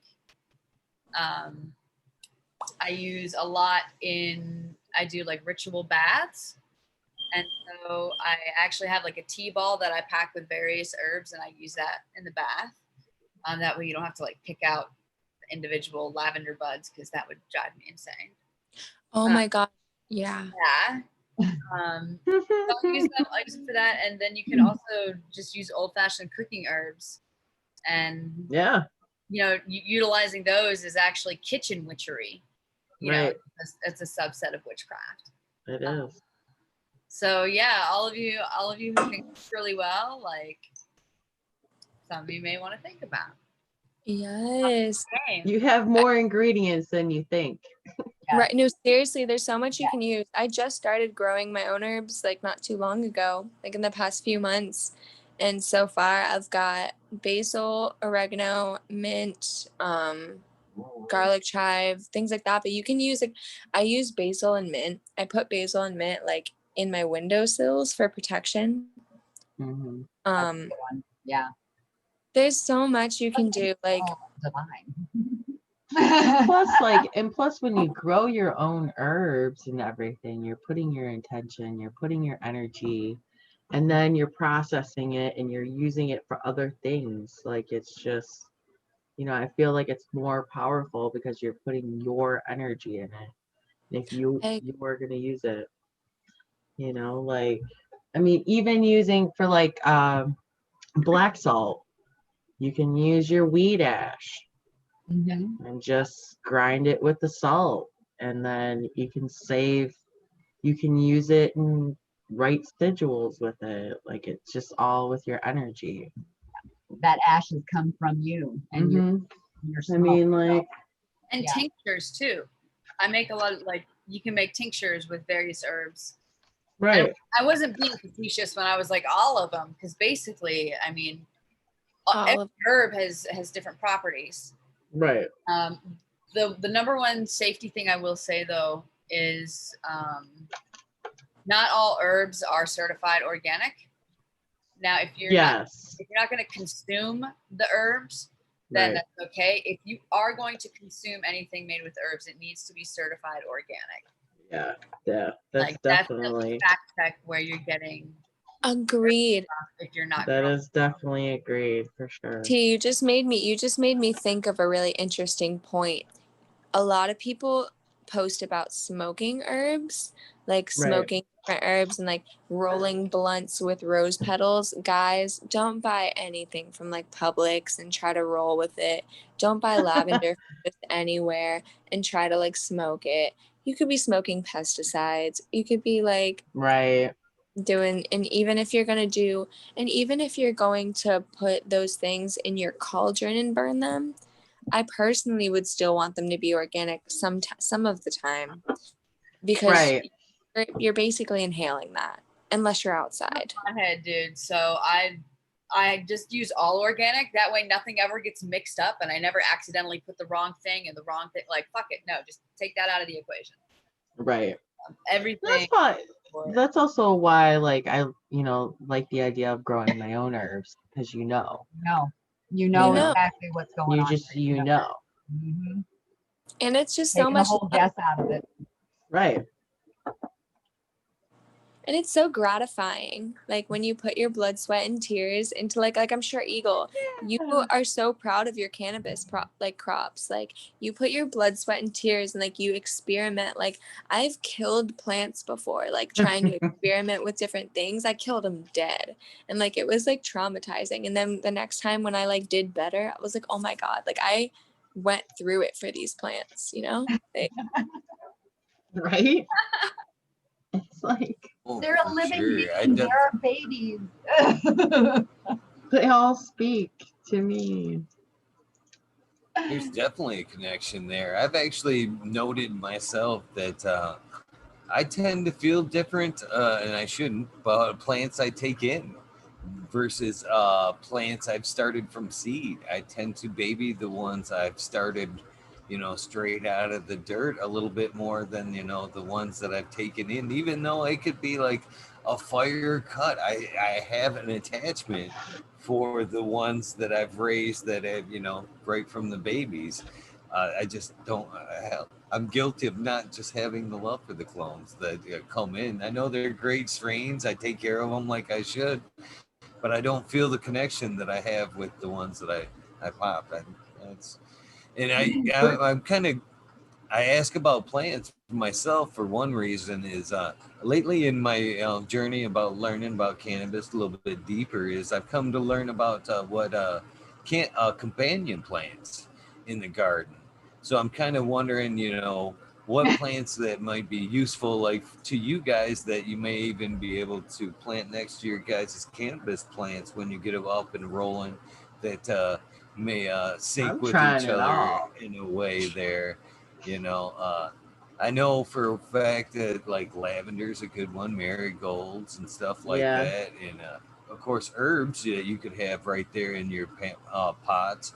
Some of them work in different ways. They charge the soil with nutrients, and some of them ward off bugs, and some of Right. them actually increase terps of your plant. Actually, the smells work off each other and kind of make that the would make cannabis plant sense. Right. Yeah. like a Yeah. synergy Exactly. there, almost, if you would. They say So yeah, they say that basil and tomatoes go good together. Mm-hmm. Yeah. It's all about energy, and it goes back to what Twisted says with frequency and like the wavelengths and the communication between things, and it goes back to green witchery, just how the world works and just the energy that's bouncing back and forth and everything. So yeah, Yes. it would Yeah. definitely make sense. And I'm Yeah. trying it all. Why not? Yeah.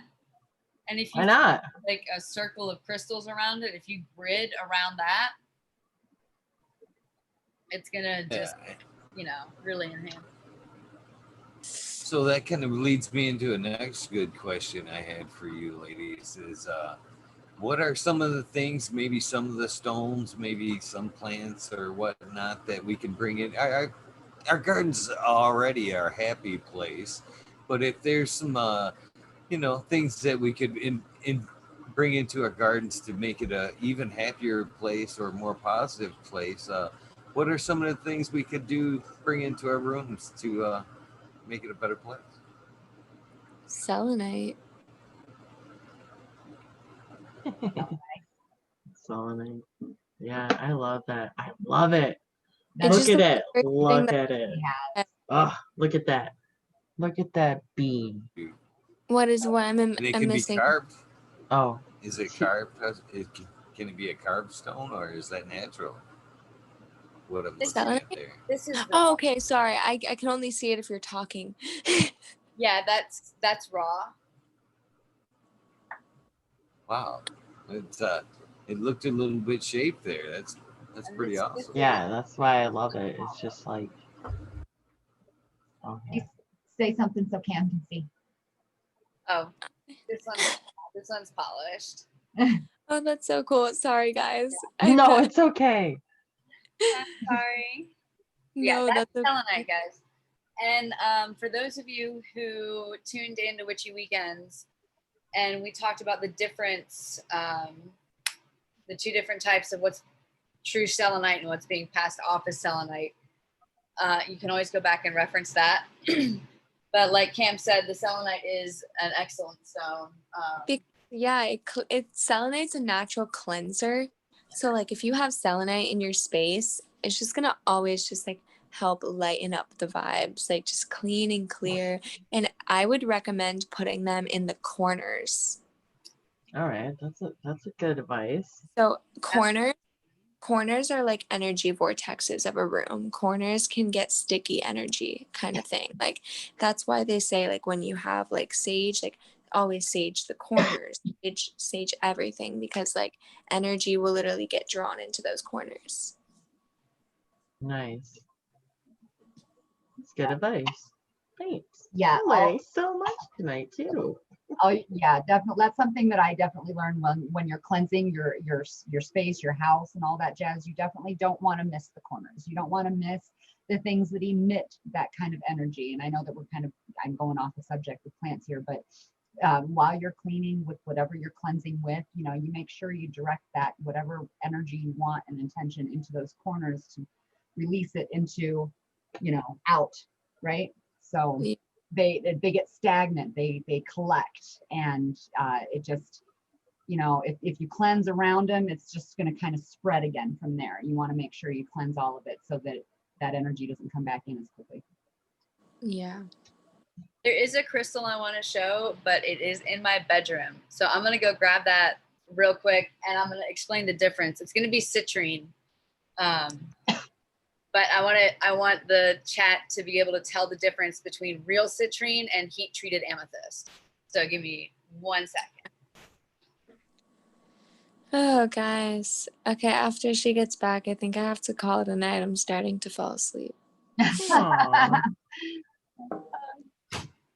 No worries. I'm just honored that you were able to make some time and pop in with us. That's for sure. Well, we're gonna definitely have to include her in the sound bite. No. Yes. Good thinking. We will get it before I can record it. Before she goes, and we'll just kind of pregame it a little bit. Yes. Well, we kind of agreed, like the first person who kind of like gets off, we'll just do the sound bite then, just because all of us was on. So that's awesome that Canna, you came. So What's the sound bite? So it's a little ditty that we do to say that we're talking on, we're fucking talking shit with Beagle. That's like what he can use as a little thing to do a little promotional whatever, like a little radio station type of thing. That's how Twisted explained it to me too. It's like a radio station guy, like, hey, right, yeah. Okay, guys. I'm honored. So Cam and I were just talking about citrine a minute ago. Ooh, that baby. So this is a stone of abundance. It's a stone of sunshine, happiness, and this is definitely something. I mean, I will be a first-time grower, but I'm experienced enough with crystals to know this is what I want in my plant. So this is actual citrine it's cut and polished. Now, this is amethyst, and you guys see how it's got a matrix, right? And it's got this like white banding, and then you have the stones. If you ever see anything that looks like this, but is like dark brown or orange, where it's purple, that's heat treated amethyst.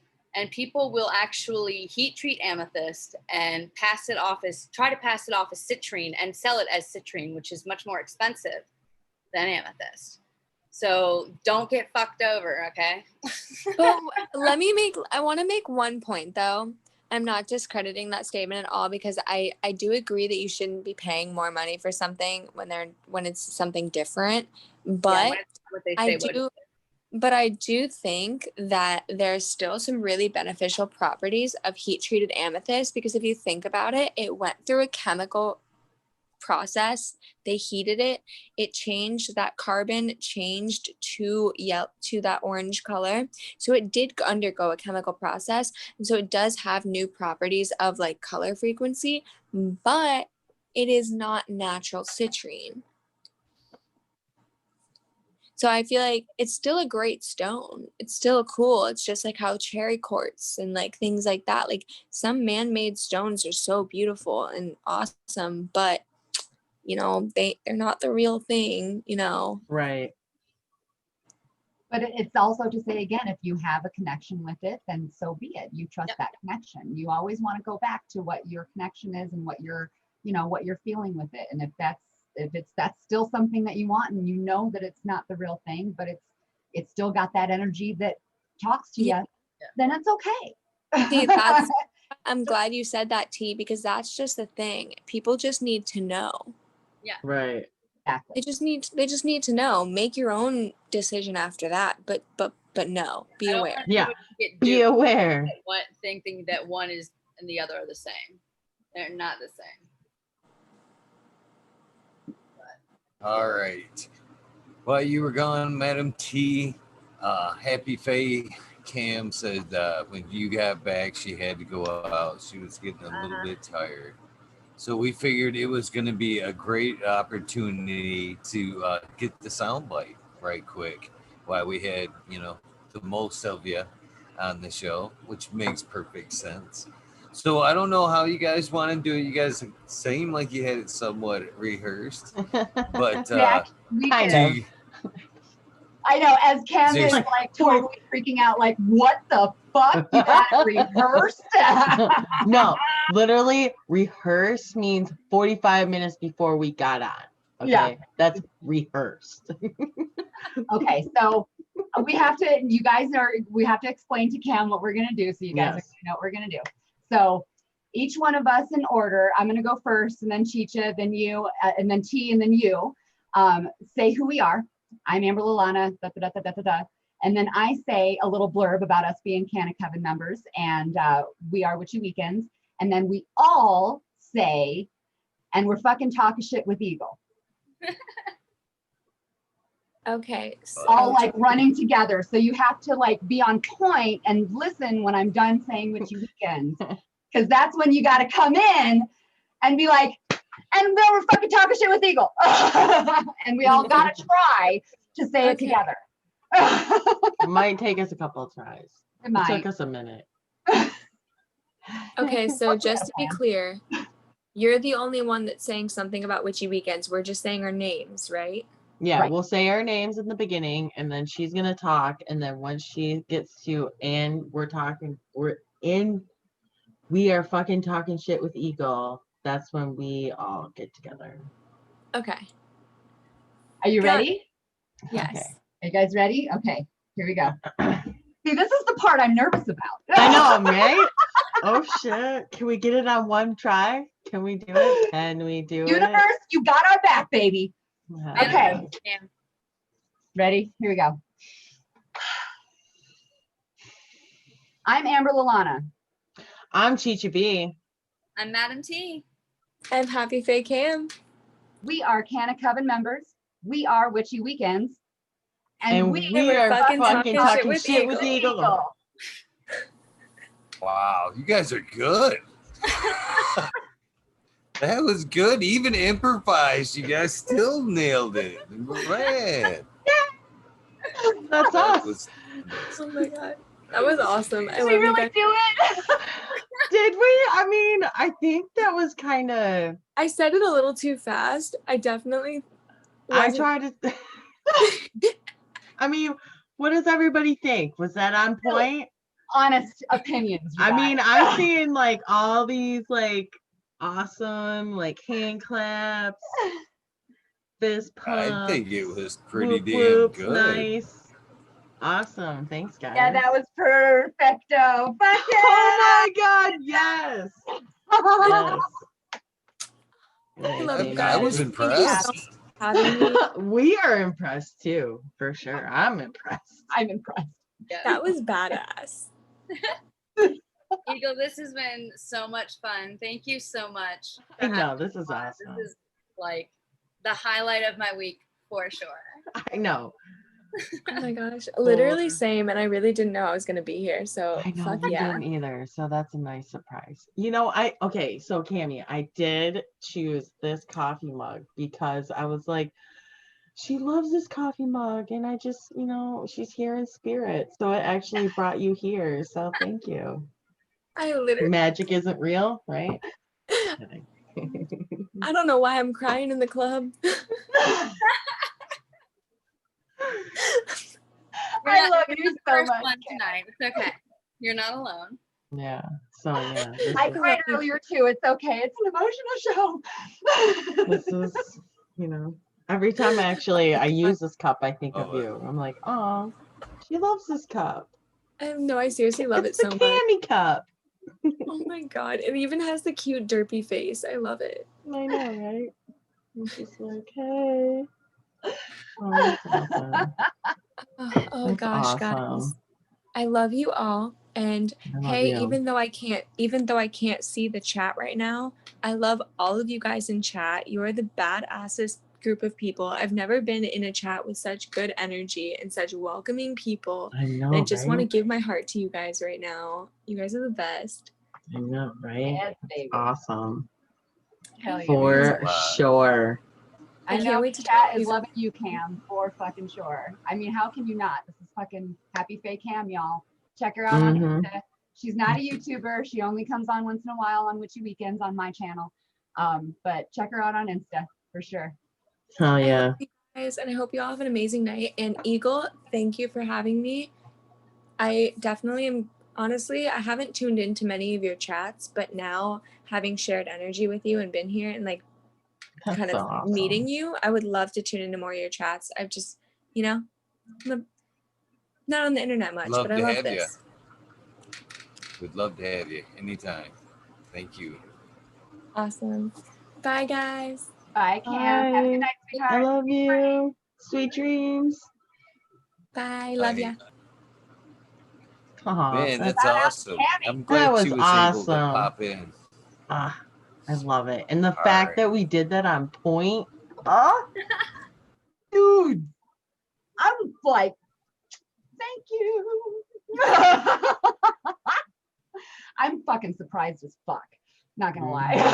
Mhm. I can't believe we did that. I'm not at Like all. perfect on number one. Hell yeah. Oh yeah. Thank you, chat, for giving us props, man. Yeah. Thank you. For sure. We love you. For sure.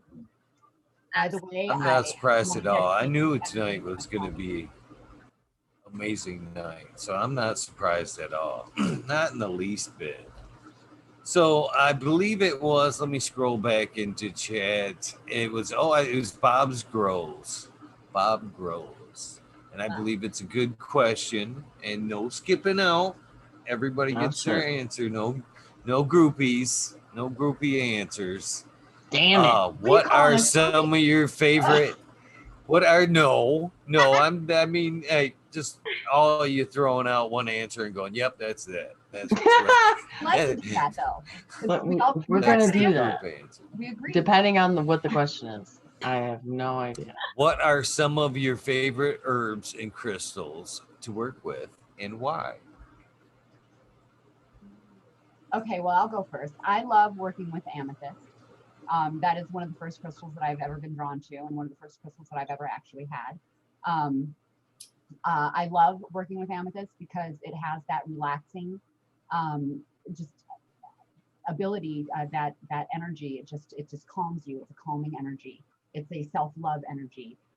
It's also, because of the color purple, it you know, ties in with your third eye and the whole chakra colors and stuff like that, which nowadays is also very important to me. So that's why I love amethyst. And so amethyst would probably be my top one. And it's very common among witches to have amethyst in at least their top 3. Like seriously, if you don't know a witch who doesn't love amethyst, then is she even a witch? Right. Amethyst are the witches, like pumpkin spice lattes are the white chicks. Okay. Right. Essentially. But so, and no offense on white chicks, because I love pumpkin spice. I'm half white chick. It's all good. I'm an apple cider kind of girl. Herb wise, I love mint. I love mint because it brings that freshness, that refreshing, like it just opens up my senses, if you will. Whether or not I brew it in a tea, whether or not I just eat it raw off the plant and just rub it on my fingers and just want that. Yeah. It just gives you that. How do I explain it? It opens your senses, really. It just like it's like sometimes when I am watering like my tomatoes, it's just like that scent, that aroma that is released. Yes. Released. And it just like awakens your senses. Yes. Yes. So. Yeah, tomatoes do the same thing for me too, though. Like I fucking love them. But yeah, those would have to be my favorite of each. Cheech? I mean, really only right now I'm growing tomatoes, and like I said, it's like when you're working with it, even when you're watering it, and that like just that aroma that comes out, you're just like, yes. And that same thing with like growing the plant. Like when I've been through it a couple of trims and just like working with the plant, and it's just like that sweet smell or that fresh smell or that dank smell, that like just that fresh cut smell, and like going through that process of as it's like going through and curing and everything. That's what I love most about the plant, just like the whole aspect of growing it and the smell and the aroma and the curing process. I mean, I know it's a lot of work, but worth it. It's worth every. It's worth it. Just like growing your girls, just like growing the ganja girls are worth every fucking bit of work that harvest is when it comes around. Every fucking bit. And far as crystals, yeah, like amethyst. I also have tiger's eye. I really love tiger's eye. I have red tiger's eye. I really like that one. I want to get selenite. I just love I want to get a wand because the way it like shines, I'm like, it's like power. It's like, you know, I'm zapping. I know, right? You know, it's your little pew pew. Yeah. Yeah. I haven't really worked much with crystals. I'm just starting. Like with the crystal series, like I've learned so much, and through that, that's why I kind of have certain crystals that I do, just because I'm learning so much. I'm like, yeah, I need that one, and I need that one, and I need that one. You know, so and herbs, I haven't really worked with a lot of herbs like tomatoes. This is, like I said, all experiments. If I get one red tomato before the big cold, I guess you would say, I call it a success. Yeah, so that's kind of, I can't wait to just move and just try all of that. So yeah, I know. Oh gosh. I am DLB. Answer that question. Gee, you're up. Yeah. Difficult to narrow it down to one. I'm a huge fan for crystals. I'm a huge fan of smoky quartz. I mean, everything from the lightest smoky to almost, totally black. I have a ball for scrying, actually, a sphere that's smoky and it's like almost black. It has a lot of protection, but it also, since it's a quartz, it's got a lot of power behind it. But what I've found recently, like the more I work with a stone, the more the relationship changes, and like Right. I can get a deeper understanding. And so I had always thought of smoky quartz as like a gentle protector, but I never realized that I could actually use that to go inside and like work on myself and start dealing with my own shit, like facing shame and bullshit like that. So that's been phenomenal. But I also love labradorite. I love a purple flash labradorite, which is what this ring is. It's kind of rare. It's a little bit more expensive, but it's really, really pretty. It's also called the magician stone. I do have a piece of it back there somewhere, but so those two are definitely probably my top two favorite. And for herbs, I use a lot of lavender. It's very, very calming for me. I do enjoy it. I know that it's very basic, but I use it in a lot of my candles. I definitely use it in bath salts. I definitely use it in ritual baths. Also, like little, we'll call them spell bags or spell jars. I use it in there. So it's very universal, just like rosemary. Rosemary's very good, good luck, and it's a very universal herb. So that one's got to be pretty much my favorite. But as far as herbs that I ingest, I would have to say for me it would be ashwagandha. Ashwagandha is an adaptogen, and it is very, very powerful stuff. And so I made a tincture, and I actually take that supplement daily. Awesome. Nice. That's awesome. And lavender, even though it may be basic, it's okay because it's really not, because it's a beautiful thing. And amethyst, if you want to call that basic, you can call that basic too. So we're just basic bitches, aren't we? I mean, I don't care what it is. If it reduces my anxiety, and like if smelling that can literally rip me out of like whatever's going on, I don't care what it is, man. Like I'm all for it. That's awesome, Cheech. Yeah, that's showing that, because this is lavender. I have this under my pillow for sleeping. I noticed that you brought that. Like everybody's got a spell jar within arm's reach. I mean, I can grab the few ingredients that I have. Oh, actually, tea. Oh. Gosh, that was fucking funny. Yeah. Uh, I mean, I got some sunflower seeds from the sunflowers that I grew. Can't wait for next year. You know, so these are from dandelions. I call them my little wish jars. Perfect. It has like a little charm, and shove all that shit in there, and shove all that shit in there with intention, and there you go. There you go. You know.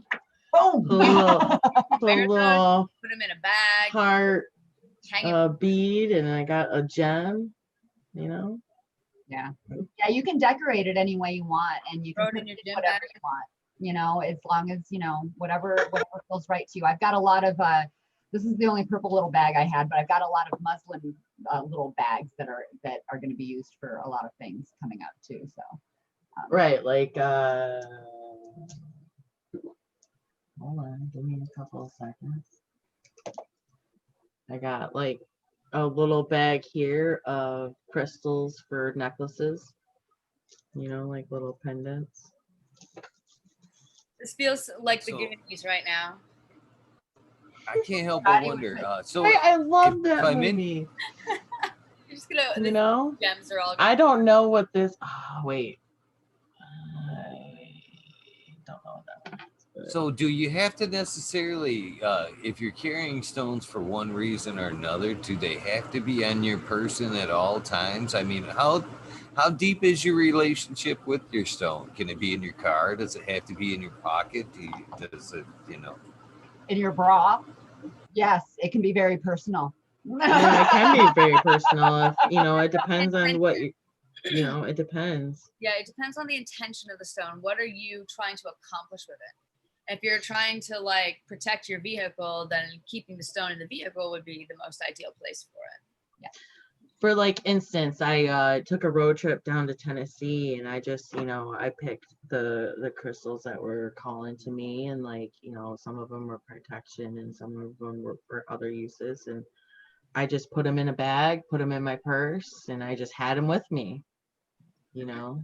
So Having them, It's all just about having them around you or on your Mhm. person, in your pocket, in your bra, and I mean, whatever it is that you generally take with you on a day-to-day basis, and those things are emitting those energies right, like on a day-to-day know. basis. But it's also, that's when it's important to cleanse those, because those are absorbing those things that you want to make sure not happen or what have you. So when they're being used on a regular basis, they're getting dirty, if you will, quicker. So you need to cleanse them more often. Like for me, I don't actually carry stones with me on a day-to-day basis. I don't put anything in my car. A lot of people I know do, and I love that. I have bracelets that I do put on, but for the most part, that's all I really do. Like it's, you know, I have them. I just so happen to have them, so I'm going to use them. But you know, I didn't go out purposely to get them because they just came in like boxes that I've gotten on through the past and stuff like that. Anyway, I keep them like on my dresser and stuff like that. So I don't cleanse them as often as other people would who use them on a day-to-day basis. So like you could wear like a necklace that has maybe a piece of black tourmaline if you just wanted people to fuck off. Right. You know, if you just want to be like have like a fucking steel curtain with you at all times because you just don't want to deal with some extraneous bullshit, black tourmaline's the way to go. But it's very, very strong. So if you want something that maybe isn't so like in your face, smoky quartz comes in well there. So does obsidian, jet. Yeah, you definitely want to look at what you're trying to get out of the stone.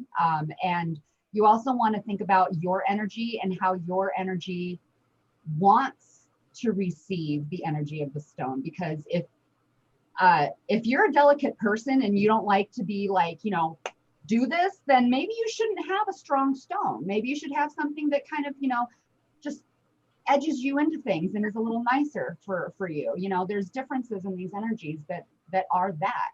And you do want to pay attention to that, which is why there are so many different stones of so many different colors and things like that. You have a plethora to choose from. Choose the right one. Choose what you want. Choose what you are wanting to get out of it. So yeah. And it always helps to get to know a crystal first. Like if you're, well, I don't think shopping's a thing anymore. If you ever find yourself when you're actually in a store again looking at crystals, like the connection that it makes with you there, you know, you'll know whether or not it's meant for you. But I would suggest probably when you get home, cleansing it and then like spend some time with it. Hold it or put it in the bed with you or something, like in your pillowcase, in a little case inside your pillowcase, so that you guys can get accustomed to each other. And then that will really help you down the line with being able to charge the crystal with the intention with which you need it to work. Yes, being one with your crystal is important if you're going to use it on a regular basis. Absolutely. Absolutely. It just makes it more efficient. It Yes. makes it better, faster, stronger, all that. Yes. I mean, it's just like practice when you do anything. When you do things more, practice, you get more efficient at things. The more you do these things with your stone, the more efficient it fucking gets. So it's funny how things work like that. But to T's point in regards to wearing it as a necklace, I just wanted to say you don't have to carry a bunch of fucking stones with you in your pocket, in your bra or whatever. You don't need to be weighed down by rocks if you don't want to. Get some earrings, get some stones. A lot of those things, the placement is actually kind of ideal because right here is your heart chakra, and a lot of these things are kind of centered towards that a little bit. And if you get something that just kind of gets into that heart chakra, that gets into that cone that Cammie was talking about, if you will, that makes it that much more powerful. So especially if you have the place, but just wearing them on you in a decorative sense, they're, oh, that's a cool necklace, that's a cool bracelet, that's a cool whatever. Well, they don't know that you're, warding something off, they just think that's cool. And they don't see a bunch of rocks hanging out of your fucking whatever. Right? Because I mean, sometimes people think that's weird. Dude, you should have heard me in Egypt. Like I was climbing it. I had to hide the crystals in my bra, and like I was in the pyramid, like trying to like get up to the king's chamber, dude. And it was just like clank, clank, clank. I was like, oh fuck. That's not very secretive. No. Totally. That's why I still got them in there though. That's why usually I just put them in a little bag and have them in my purse or in my pocket. And I usually don't carry like obscenely large stones. Right. Yeah, like I said, mine are just bracelets. Not just. There's nothing that's just anything, but yeah, I have a wonderful friend who picks the stones out every day, just kind of like what comes to her, and a lot of people do that, but that's just not my thing. Maybe at least not yet. It might be in the future, but not right now. Right. Yeah. And that's one of those things too, not to get off subject or anything like that, but whatever you study or whatever path you think you might be interested in at first doesn't necessarily mean you have to stick to that. Like There are so many different avenues and ways. I mean, that's kind of one of these wonderful things about paganism and witchcraft and just having the openness and the open-mindedness and the no judgment of what we have as a community for the most part anyway. I mean, not to say there's not some in that have that, but there is in every community, right? But for the most part, we are very open-minded and believe what you want to believe type of thing, a type of community, paganism and witchcraft. And, you do what you want to do, but I forgot what my fucking point was. Does anybody know what it was? Here's that.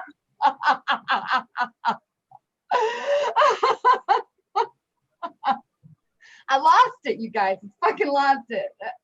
Hey, how about we dab it up? Anybody? I agree. I'm with you. Can we play what's funny? Song? Yes, we can. I was gonna ask you guys if you wanted me to. Oh, I would ask. Absolutely. Rob here in chat's fucking funny. He says, imagine taking home a chick from the bar and taking off her clothes and 10 pounds of crystals fall out. I'm sure that has happened. Oh, I'm sure. I'm sure. That happened. Hasn't happened to me, but That's funny. That is pretty fucking funny though, for sure. I want to see that as a comic. The other thing I really want to see is somebody who please draw fucking Smiley's Garden wrestling a goddamn deer. I will pay you for it. I don't have the brain to explain all of it right now, but like, I want to see that. Somebody please make my dream come true. I know just the person. I grew some. If you're listening, I think that's an outright challenge right there. And I think everybody in this community would just love to see that doodle right there. They say doodle, but there are to be. Yeah. We got a squirrel. We need a Smiley wrestling the deer slap. That would be fucking awesome. All right, here we go. Dabs on. There we go.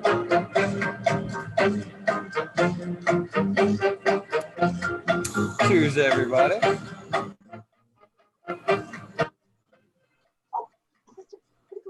Long overdue, man. I've been waiting for that for a while.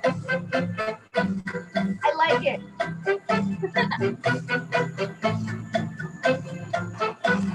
He gets all bluesy here in a second. He gets all like a little saxophone, little jazz.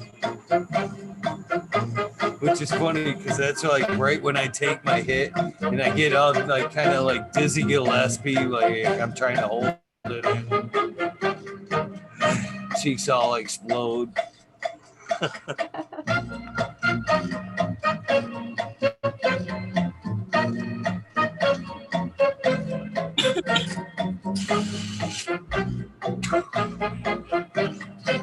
There it is.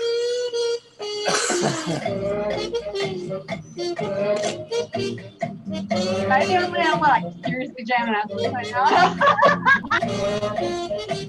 I kind of miss the odds a little bit, but man, I do like this version.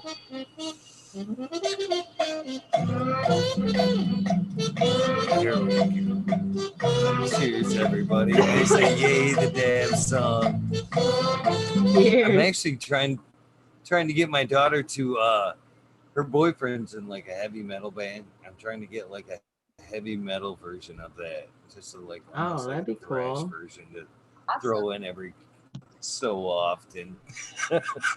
That would be Right? fun. I think Cool. would be Right? I wonder what he'd do with that. That would be interesting.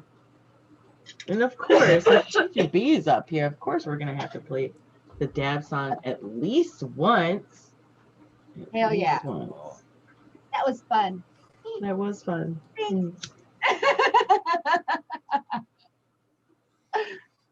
So one of you ladies got Johnny Cannaseed interested in some moon water.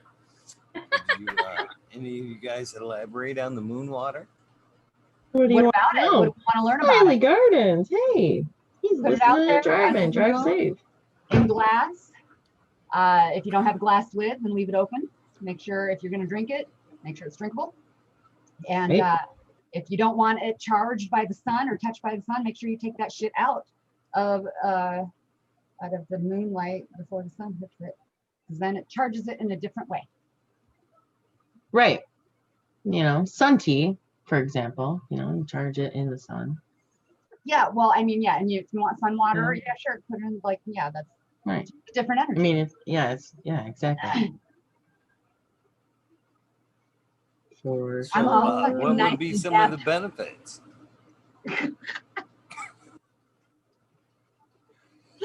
Sorry, What are some of the benefits of moon water? benefits of moon water. Well, the moon in its power in itself, it just emanates into the water and gives the water that frequency of the moon. And if you study and follow astrology, it also takes on whatever sign that moon is in. Right. And that's kind of an important part of it. And I don't talk about that. I actually talked a little bit about the full moon. Twisted had a full moon madness thingy earlier this week during the full moon, and we did an episode together. But but I talked a little bit about the properties of what this past full moon held in Pisces. And like we said earlier, if you caught that, in regards to being emotional at this time, that's what Pisces is emotional. Imaginative, very, kind of up in the clouds a little bit as well. So it's a good time to get in touch with your spirituality as well. But anyway, I digress. Going back to the moon water and the properties, when you have those signs that those moons sit in, it gains those properties as well. So, and that's something like, I know a lot of you are growers on here and you want to know the benefits of it to the water, to the plant itself, but we work a lot more with what it's going to do for you and yourself and your body. And your state of mind, yourself. So with that, that's kind of why you pay attention to what those properties are going to bring on each full moon. And if you want to charge, you may not want to charge every full moon. May not, need to, or what have you, or, it may not be a full moon that you want to charge on. You can charge on any kind of moon, because any kind of moon lands within any kind of sign and has its own goddamn energy anyway. Like an eclipse. An eclipse has its own energy. A new moon has a different energy than a full moon, or, a half moon, or blah, blah, blah, blah, blah. I can go fucking on. Anybody else want to chime in? Right? I'll say this for sure about eclipse water. If you are going to make eclipse water, that's pretty damn ballsy of you, because eclipse charged anything can be unpredictable. Mhm. So I know that I wanna. chaos magicians who like really love using like eclipse charged tools. But yeah, so the moon water, I mean, you can drink it, you can use it to water plants. I don't have any specific scientific data on that, so I don't feel comfortable making even really a blanket statement, but you can utilize it for that. You can cook with it if it is potable water that's been sealed, from the elements. You can put it in a bath, you can make tea with it. You can, say for like this full moon that we just had, say maybe you and your partner are having some difficulty communicating. Well, this was a full moon in fucking Pisces. So that's really going to open you up. And considering that Pisces is a water sign, when you're consuming the water, it's going to kind of double the effect. And so it can open the channels of communication, stuff like that. So. You okay, Amber? Yeah. Thank you, honey. I appreciate that. So one of those things that comes with this cancer that I have is hot flashes. I have gone through menopause far too early.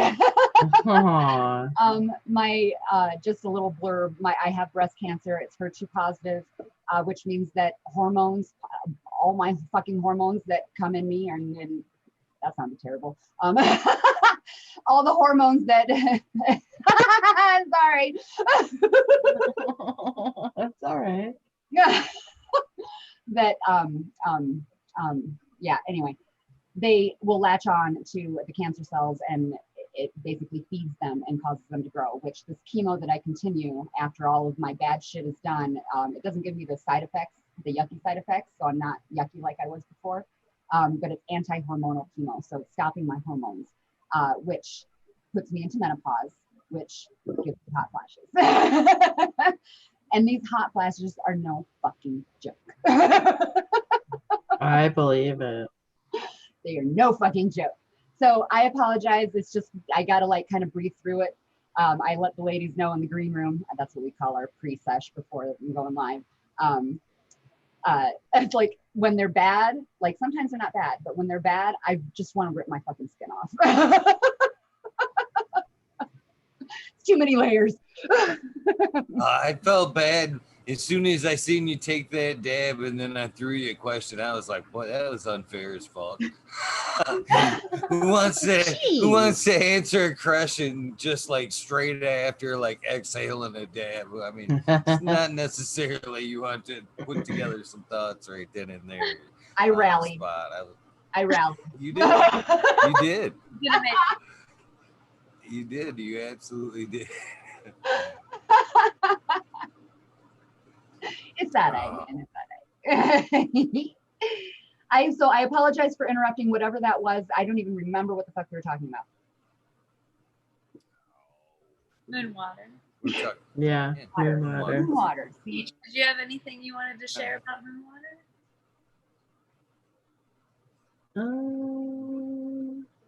Yeah, you definitely don't want to put crystals in it and drink it.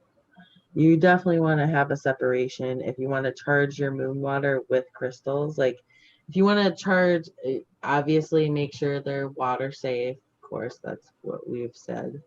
But like if you just want to use moon water for like watering your plants and you want to charge it with crystals, you can just put it right in the water, but just make sure it's water safe.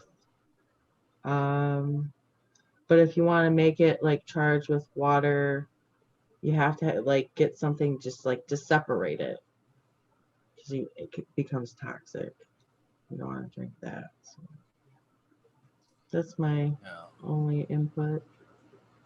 Yeah, they got Yeah. these water bottles that like the base Yeah. and contains the crystal, and then you just screw it together and then fill up the water bottle. Yeah. Simple as that. Yeah, those are pretty cool. Oh, also, I answered, but smoking with small town, because I said something about sun tea. He asked about moon tea. I don't know if you guys seen that or what. Ooh, I don't see why not. I mean, why not? Like, if you're putting tea in the fridge for overnight to like soak, why wouldn't you just put it under the moon? And you have it in a glass, right? Well, if you put it in you should put it in glass because it's best. It's best. I mean, if you don't have glass, it's not going to be the end of the fucking world. Right. It's but really, you really do want glass. Right. Yeah. So I don't see why not. I mean, and you can beef that up if you charge all of the ingredients before you make the tea. So like right. if you start like earlier in the lunar cycle and you start like you charge whatever even if it doesn't matter if it's a Lipton tea bag.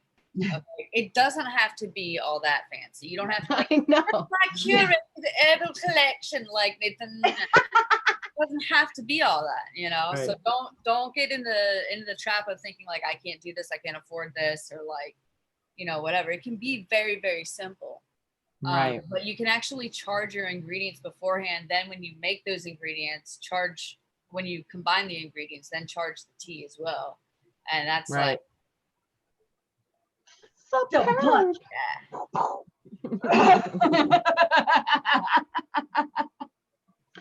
definitely. Definitely. So yeah, I wanted to point that out. I kind of think I seen earlier on in chat somebody talking about sage. What makes sage such a powerful herb, and what is its power? Well, sage is very streamlined right now, and it goes hand in the streamline of it is the cleansing that it does. Now, historically, I would say, you know, historically, sage definitely just comes from, a lot of it comes from like Native American tradition, truly, to be honest with you. But in every tradition, there is a cleansing ritual with an herb. Sage is just just so happens to become streamlined. Now, because it's been streamlined, you know, you want to make sure that it's sourced right, as we've talked about everything else.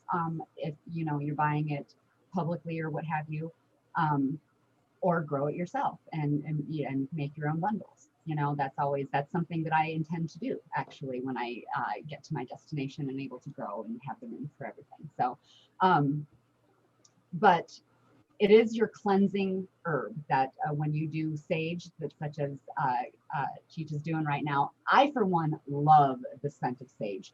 It's one of those love it or hate it things. Like, seriously, there's a lot of people that are like, fuck that. They do not like the smell of sage at all. And I know some people who are like that. Like, they're just like, yeah, no, no. And sage is not the only thing you can use to cleanse, but the one thing that you have to kind of like remember about sage, and I'll let somebody else say anything else about it. It is all cleansing. Like, sage will cleanse good and bad energy out of your home and out of your area, out of whatever you're wanting to cleanse, whether it be tarot cards, oracle cards, crystal, you know, whatever you're cleansing, it's cleansing good and bad energy out of there. It's a good idea anyway to, after you cleanse with that sage, bring something good into it so that it is not a blank energy that negative energy can come back into readily. That's my opinion anyway. And like I said, you know, everybody has their own way of doing things and their own thought about things. So, you know, we all have our different, you know, don't take anything for concrete that anybody says in witchcraft, myself or anybody on this panel or anybody that you actually listen to. I just want to say that real quick, you know, like, make your own determinations about things. Don't just pick things up and go, oh, okay. You know, you keep studying, keep doing, keep learning. Right. Do what makes you feel good about it. Yeah. So I'm going to let anybody else talk about sage. That was excellent. I know. I'm like, yeah, that's awesome. Okay. I'm curious, Madam Oh, T. Go ahead. Out of everybody on the screen, I'm curious. What is it you're trying to keep back? You had a fucking shotgun of sage over there. Chicha had like a little thing she's trying to ward off. You're like, I mean, I have bundles. I took that one apart because I'm like, I just need a little bit. So I pull off leaf by leaf. So there's a bundle this size for me is good for one of two things: either burning this whole motherfucker for ceremony, or in preparation for ceremony, Right.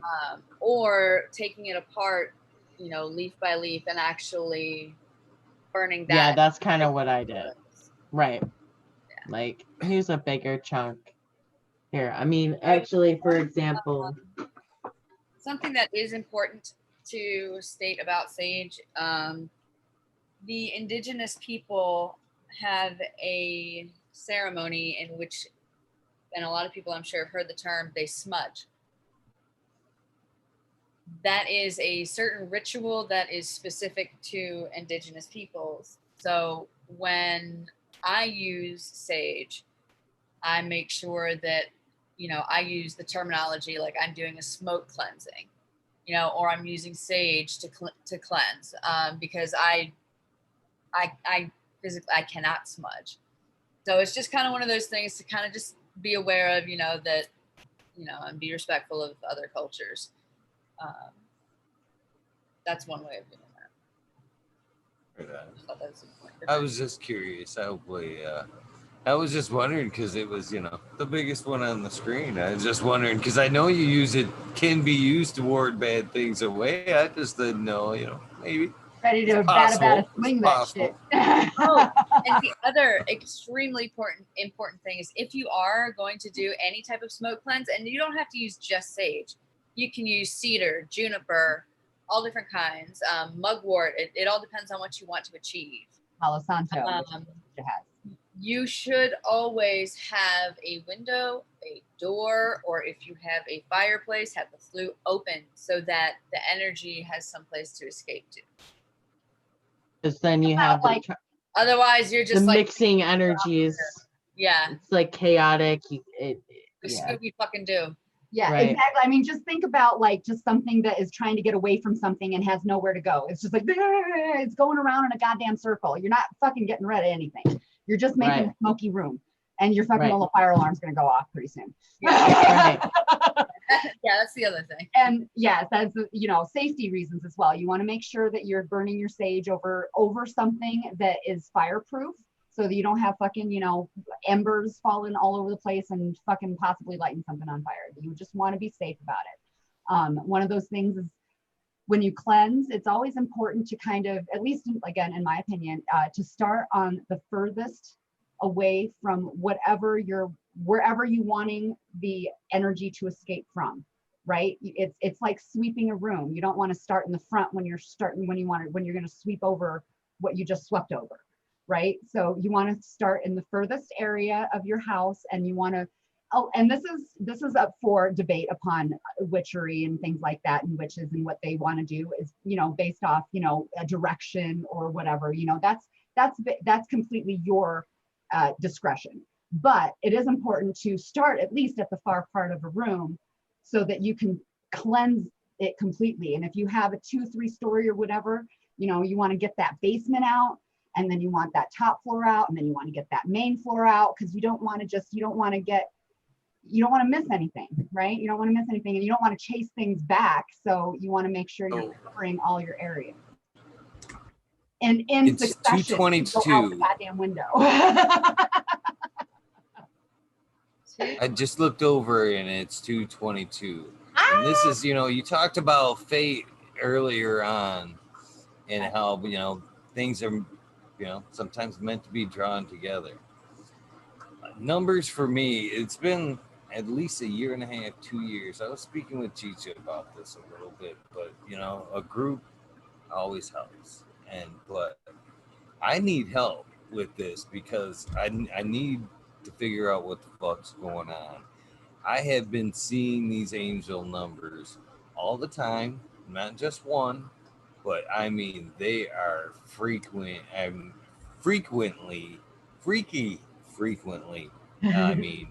I mean, I am seeing them everywhere. Usually, when I see it, it's like that number. I mean, it's a different number. It's not like the one every day, but when I see it, it's usually, you know, 3, 4 times in a row, that same number, and then maybe a different number on a different day. But they're definitely. I mean, it's so abrupt and apparent right now. I mean, I can't even look away.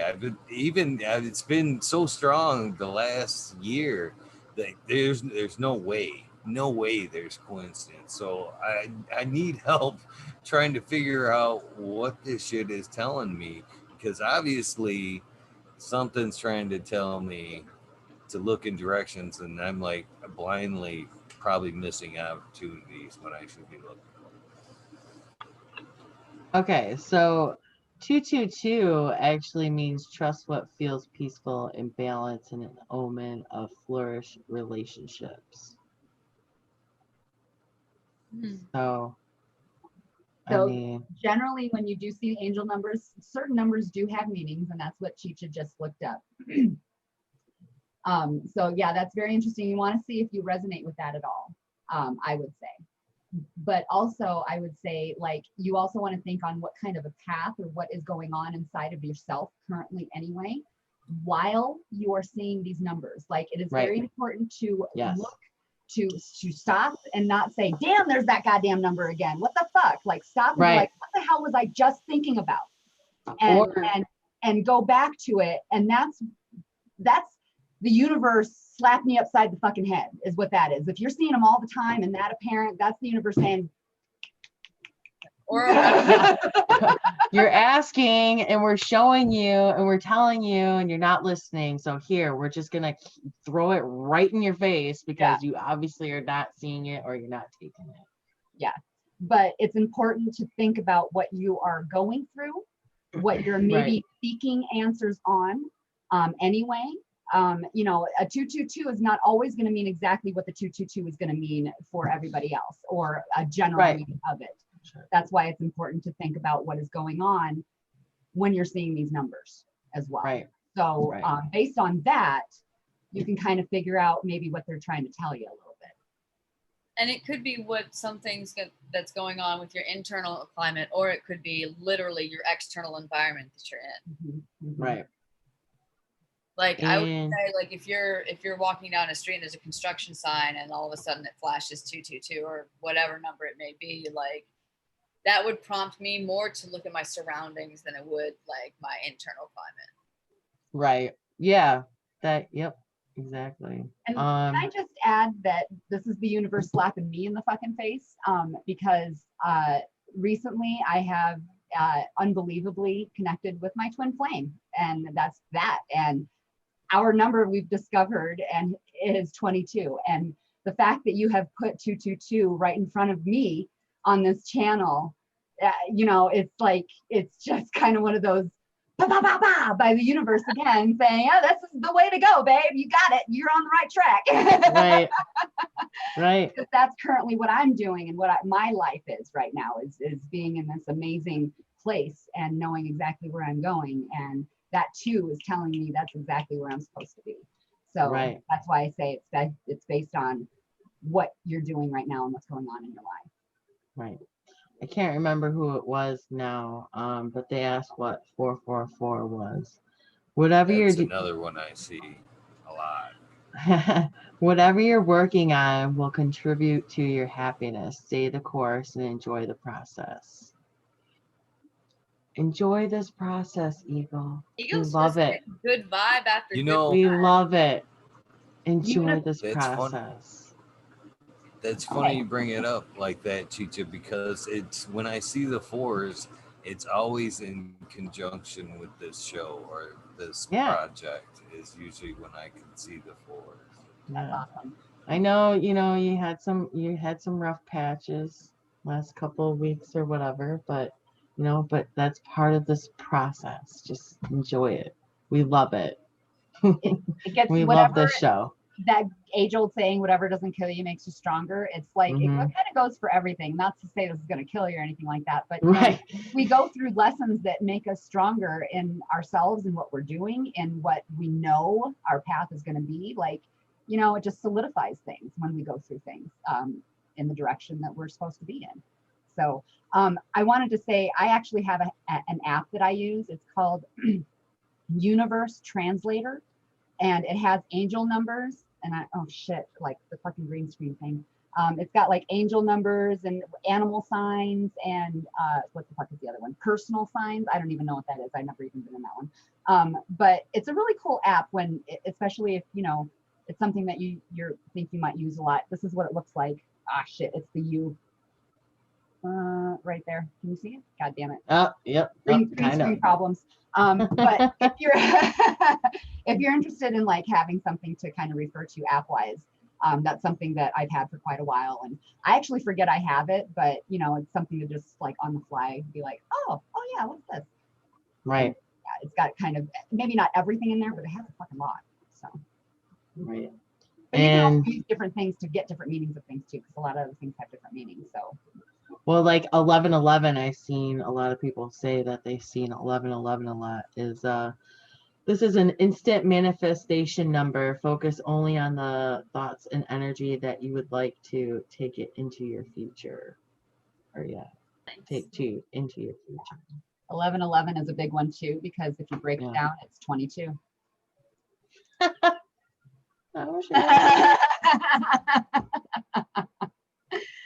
So, yep. So there's that. There's that.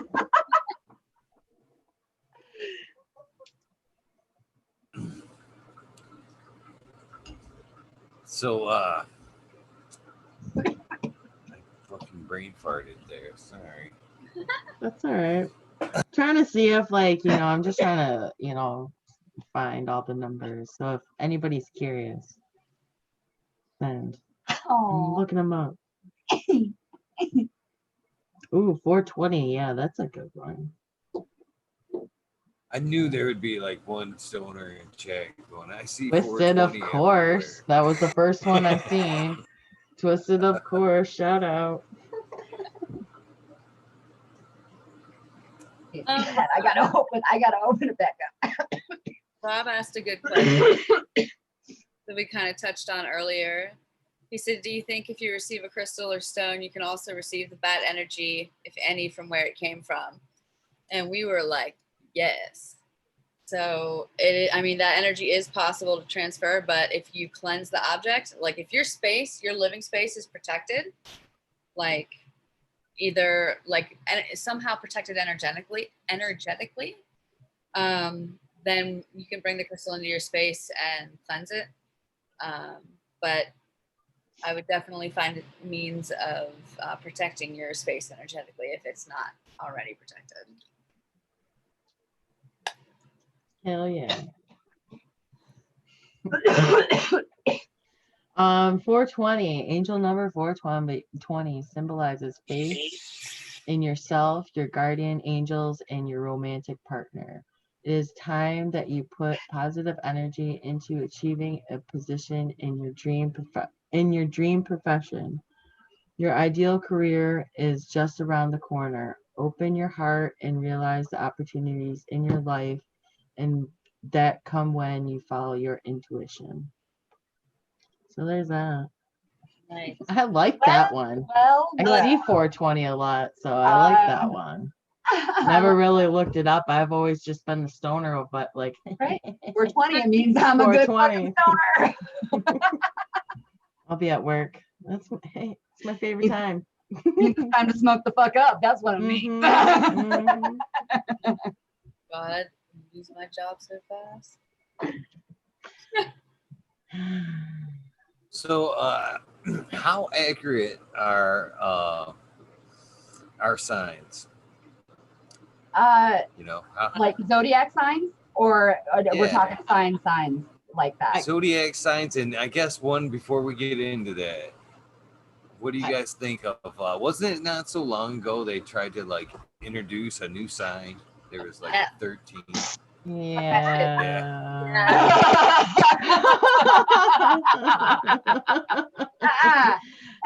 Everybody's like it's like the younger ones are trying to push like the 13 because like there's I want to say there's like another like what is it? Another sign that was discovered, but they like filtered it out. Sorry. You're high as fuck, aren't you? Yes, I am. I really am. And it's 2:30 in the morning or 2:34 in the morning. And that's why I got my ass some fucking espresso. Where'd it go? Oh, God damn it, I drank it all. I need to get some. The road's gonna go downhill from here, guys. Maybe we should jump over the rabbit hole. We're getting there. Maybe we should. I mean, I'm game for that. I don't want to take up anybody else's time to come on join with us if they want to. That's for fucking sure. Yeah. That'd be cool. I mean, I think we covered the Completely up to you. Yeah. Like, does anybody have any questions like for us before we want to like? Nice. Purple Film was saying he wanted in. But Well, that's, I mean, I know we're all game to hop in a rabbit hole if we want to start a new stream or whatever the case may be. So, but I don't want, we can still talk like this too, because obviously it's going good. So it's whatever. Yeah. We don't want to we just don't want to exclude anybody in chat that might want to come aboard is all. Yeah. I guess. And I want to hang out with them too. Yeah. That's up to you guys. This is, this is your episode. I'm enjoying hanging out with you guys, but if you guys want to, ease the conversation a little bit with a few others, that's okay. That's okay. Well, I think we're doing pretty good on answering the questions. To be honest with you, I'm pretty proud of us right now. I know, right? As it is, so keep them coming if you got them. Right? Yeah. Okay. I'm doing good. I got some fucking I got a full tall of venti of espresso in me. I know. I can go get a little more coffee. You won't be able to go to 5 a.m. I don't know. Careful what you ask for right off the bat. American one wants that. No. What? Can you make a love potion? That's what the American one asks. Here's the thing. The whole thing about that, I'm gonna step up. Sorry, I'm gonna just step up. Do it. If you're gonna do a love potion, always do a self-love potion. You don't want to try to do a love potion on someone else because in the end, it's just a fucking potion.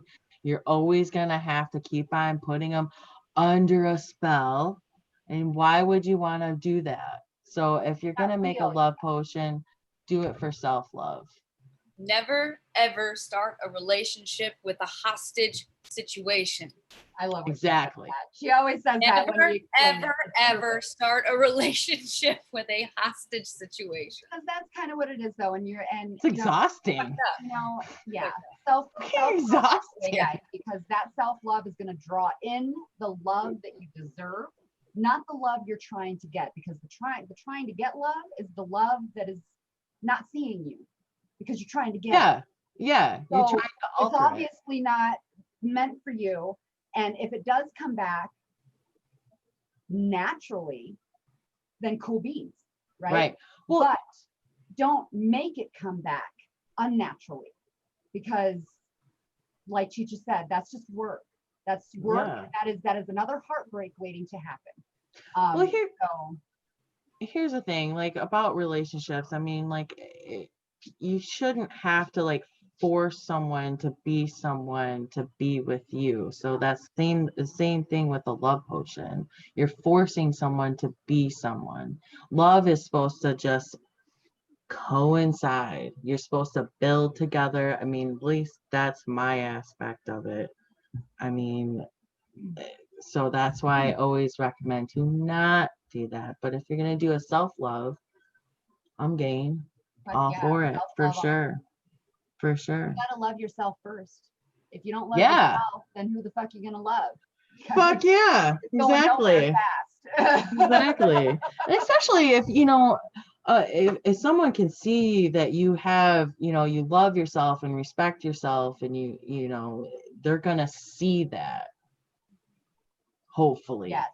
Well, see, and that's just it. It's the self-respect that you have for yourself. Like Right. falling in, and might I just add, falling in love with yourself. I know it sounds funny. It sounds funny, right? Falling in love with myself. What?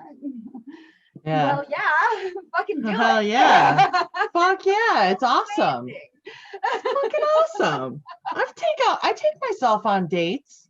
And that's weird to say, but it's just like I pick it. It's just like, you know what? I got whatever. I just need a day to kind of go out and maybe pick up some new plants and get some food and just have just a self day, just whatever. Don't think about fucking shit, but just like enjoy this moment and just like fucking come home and just whatever.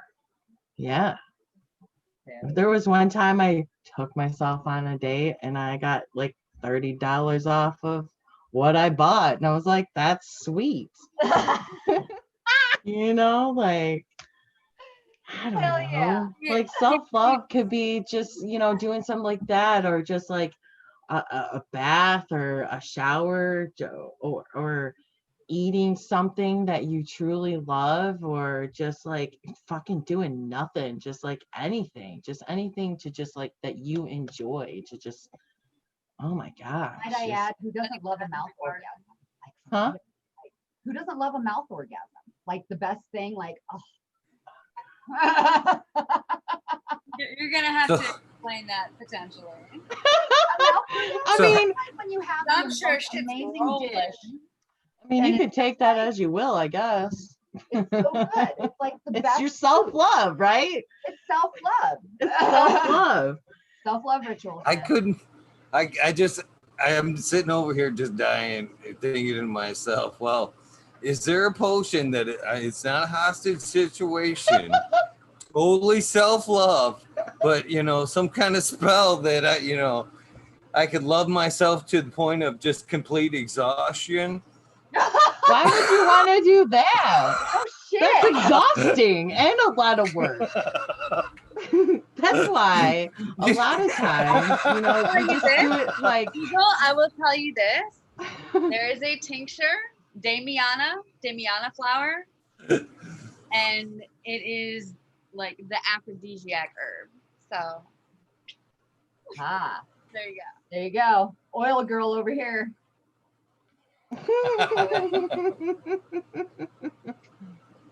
Yeah, so yeah, it's always good to love yourself. Challenge accepted. Right. Are we having fun yet, everybody? I think so. I see nothing but teary, laughy faces in chat. I know. So. I'm looking down. All I see. Hell yeah, that's awesome. Oh, That's awesome. we love you all. We're glad we're being entertaining for y'all. That was the whole goddamn point. Yeah. Fuck yeah. That's the best. That's the best, guys. Yay. Close your eyes, Lexi.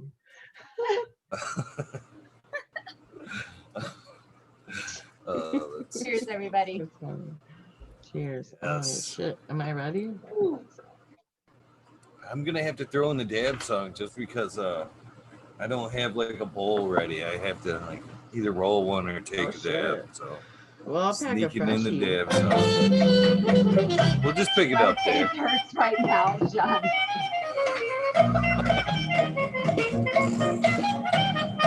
See, I knew I wasn't the only one that could use that spell. Oh, you know I love a good dab song. Dad, you've been on my Instagram. You know it, baby. Self-love ritual. That is a little loud. Holy cow.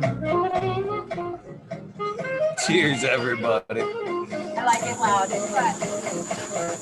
I feel like we're in the 20s. Come on, everybody. Dance to what you see. I do this shit every song. This has been fun, for sure. Yes, for sure.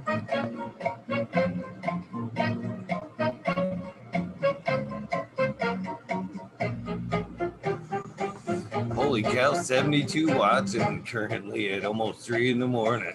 Well, Hell yeah. hell yeah, Cheers to that. 72. Throws that thumbs Keep up. your fucking shit. That's what I say to that. You guys better hopefully subscribing over to their pages over there. Yeah, Definitely I mean, checking them out Sundays for sure. exactly Oh, what yeah. our All names say. I'm Amber Lalana. Same on Insta, same on Facebook, same on YouTube. That is me. I am she. I love it. Bitch. Love it. There's that tag in It's like there. you have to say the whole thing. Like I feel It just like had to cut. Like it was just rolling. Smiling. no such thing as smiling too much. You can't Hell smile no. enough. Can't smile enough. You can hurt from smiling, like T is obviously right now. Yeah, I'm definitely. Well, you know, when you're smiling, you're losing calories. Yes. See, you're burning. You're burning that shit right now. Keep Most laughing. it's fucking burning. Laugh that shit up. Laugh it up, fuzzball. Oh yeah. God.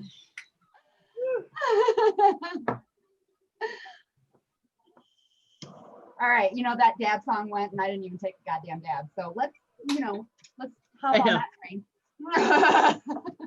Even though it's bad. I'll reload the dab song for Oh, another thank you, dab. I'll Reddy. take- Yay, because I like it. You guys I linked it the other day in chat. That's not it. Hold on. When I was in there, I was linking it up for you guys if you guys wanted to steal that. This kid, I thought the I exact stole it. same thing. You stole it? Yeah. Well, from the Offspring. That was the intermission from Offspring. It's on their Ixnay de Hombre album. And I always thought that was cool as shit. And I used it for the dab song. Fucking real cool. I love it. It's like so like classic and old and like it's just I could groove to this shit all day long. It's iconic now. Yeah. It's synonymous with those artists for sure. You know, the funny part about it is I've got this off some guy's Instagram that's got like maybe 30 followers or something like that. And he's got to be wondering how he's getting all these views off this one song. It was No published shit, like right? 15 years ago, and all of a sudden it's like getting banged all the time. That's great though. They're like, Yes. that's awesome. It's like what? What's Cheers. going Oh, yeah. Cheers, everybody.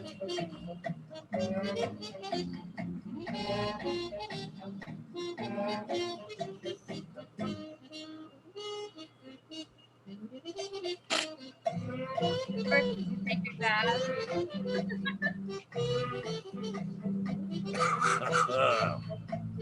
Yeah, it's tasty. Oh yeah. I don't even remember what the fuck I'm smoking now. I threw the little case away. I don't remember what it is. Ready to hit that high flower flyer, posting up them links. Man, he is a great one to have in the I chat, know, man. I Yeah, he's love that awesome. Reddy's been with me for a really long time. A really long time.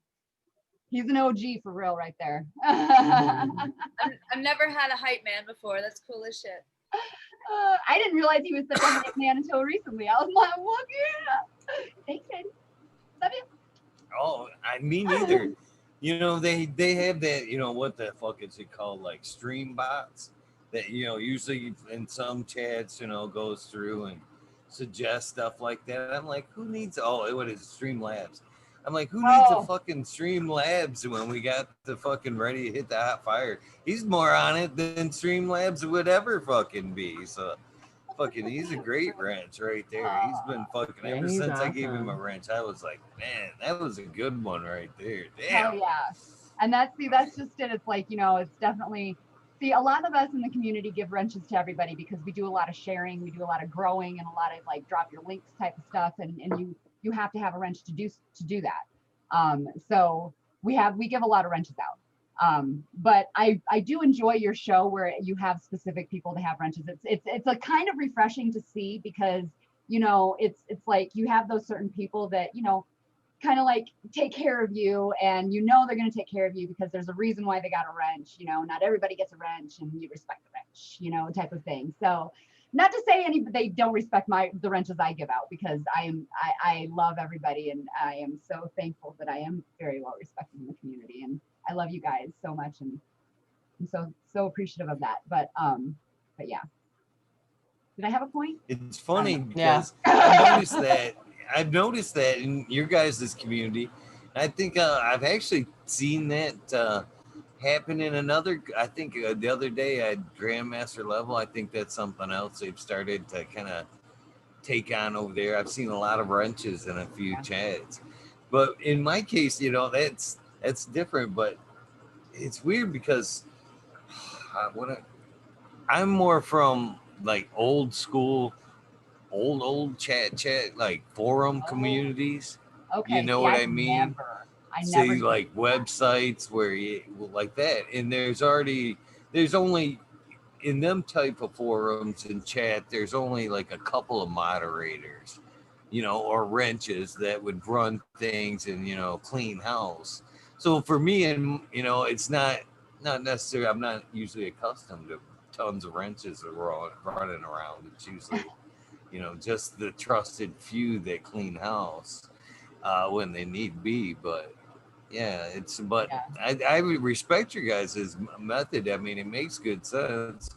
Yeah. We're about like community love and community share. And if you want to grow your channel, we want to help you to do that when you come into the community. Because I have to be honest with you, when I came into the community last year, between April, May, and June, I had the most sub increase that I have in my entire lifetime of my channel. So it's like, and that was when I first got into the community and everybody kind of like, oh, okay, cool. And there you go. Now, unfortunately, nowadays it kind of fucking sucks because YouTube took away the ability to grab your name and go to your channel. Their new update. So you can't do that anymore, which is why it's like you don't see the growth as readily as you used to, which is why now it's even more nice ass, dude. Which is why it's even more important to, I guess, for us to give a wrench if you deserve so that you can drop your link and grow. Well, this is the way I kind of see it, again, on the opposition and, not in a very non-judging way. I'm just, it kind of spotlights you in the same aspect, you know what I mean? When you're not the only non-wrench, it's like every eye's on you. And then you kind of get that feeling, well, like, why ain't I wrenched? You know what I mean? To where and then with that same kind of point of view, to where somebody that was like, say, new to the show in this kind of forum could slide through without necessarily all eyes on me, you know what I mean?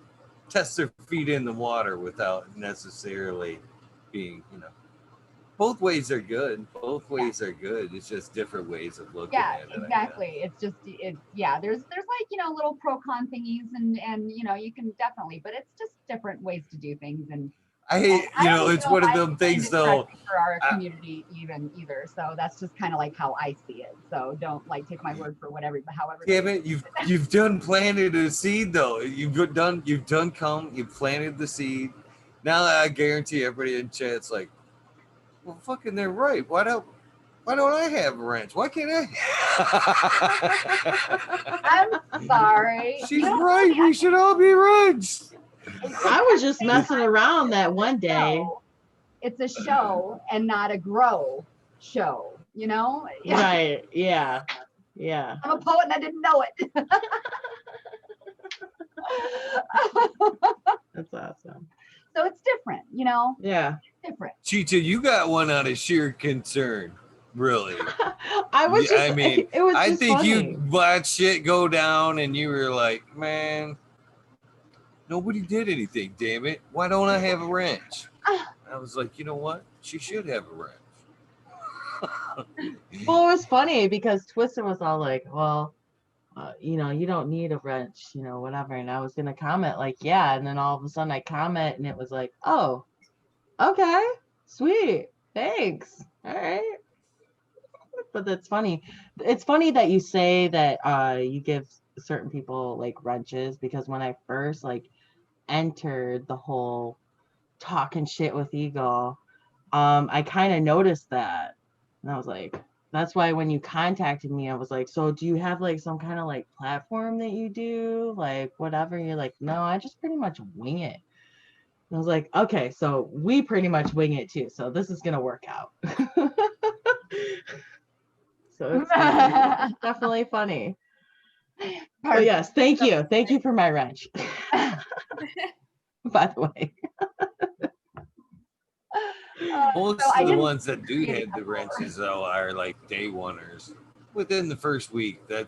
I wasn't even to give out no wrenches, and then I started seeing, you know, the dedicated ones that were there and putting in the hours. I was like, yeah, these guys definitely deserve a little bit of credit, you know what I mean, for sticking it out. That's for sure. I definitely So looked at that's that what- myself.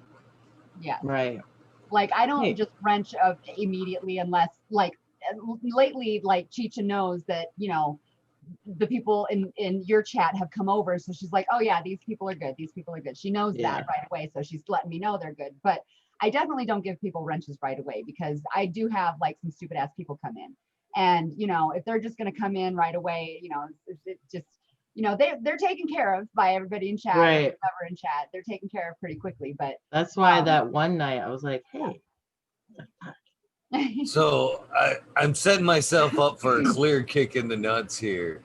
And if it makes anybody feel any better, Lexi, my daughter, who is right now son of a bitch in chat, is asked that very question the other day. Like, why don't I have a fucking wrench? Yeah, why doesn't she? Here, yeah. We'd She all needs be in one. fucking timeout. That's why Lexi don't have a wrench.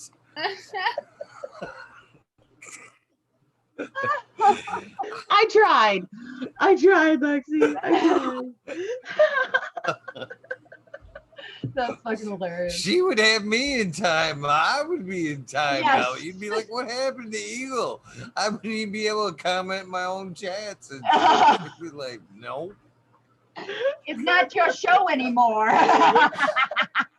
It's the Lexi show. You like being put in the corner, Dad. Oh man, that's great. Fucking. Oh, I love it. So, well, we're pushing like 256. What do you guys think about it's up to you though. Maybe getting Twisted in here. Twisted was in Yeah, I chat. want to talk to American one. everybody. Holy shit, yeah. Maybe How get many can we Smiley have in up here. Fuck yeah, let's do it. I am all game. Shit. Let's do it. Green I'm so fucking 13, It's how up. the confusing- American one. It's how confusing do you want to make it? I mean, I can actually limit out at like 50 to like 300. Oh yeah, I something like forgot that. Zoom does that. Oh yeah, you can get Yeah. all kinds of people on Zoom. Can we? As long can as we? we let each other talk and we don't over talk like I just did to Chicha. That's okay. It's okay. Yeah, definitely down. So, Let's do it. Guys I'm down? going. Twisted, are you still up, sweetheart? I'm not sure how awake you are. So when you like go Wait, live keep up. again, I just put in that same. same one. See, that's what I should tell you guys right now. It's a perfect time. As you guys have came and done the gauntlet and you guys know the rules. Well, that is the rule to my show. Amber, Right. is you have to come put in the time to be able to jump into the after show or the rabbit hole or the panel shows. You have to put in the work. You have to help buy another day before you can come like party. You know what I'm saying? Right. So them numbers are always the same. Keep the Zoom numbers. Okay. So Okay. if you guys ever want to fucking jump in the rabbit holes now, you guys have perfect rights to come fucking jump in, smoke, hang out, whatever. Keep them. They're always the same. They're always the same. All you got to do is click that button. Boom, you're here. Twisted So said. yes, that's all you got to do is to get back in. All you have to do is click that link again and you're right back here. All right. Awesome. We'll close it out. You guys get something to drink, reload that tray, use the restroom, and we'll be right back here for 166.5. The rabbit Hell hole. yeah. Thank you guys for tuning in. Be sure, one last plug before we go, just in case they don't tune in for the rabbit hole. Some don't, some do. But plugs, everybody. All right. Well, Where I can am they Amber find Lalana.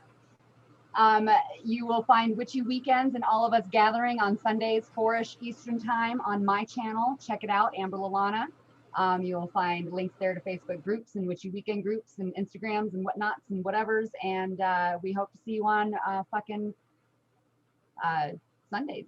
And check out Cheech B. I think Madam T is going to get her fucking channel going. Cheech B's already started her channel, and I love these ladies. You love them too. And yeah, that's my plug. Anybody else got another one?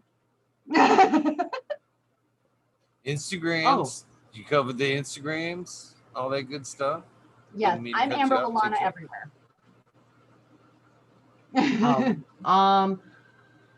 YouTube, I'm Chicha B. I'm the only Chicha B. You type in that right there. Whatever. Right there. You type in Chicha B. Instagram, humble_Chicha B. You'll find me on Instagram. Yeah. Hell yeah. Hell yeah. And you guys can find me on Instagram at madam.t, spelled just like it is on the screen. And my channel is going to get up and going here pretty soon with a lot of like cannabis and crafts, things of that nature, witchcraft, arts and crafts, and stuff like that. So stay tuned. That should be, I don't have an official date yet, but I'm just trying to get up the content for it. So. Hell yeah. It's funny. I got a few requests for the soundbite in chat. And to you guys, that's up to these gals. If they want to lay down another one, I'll take it.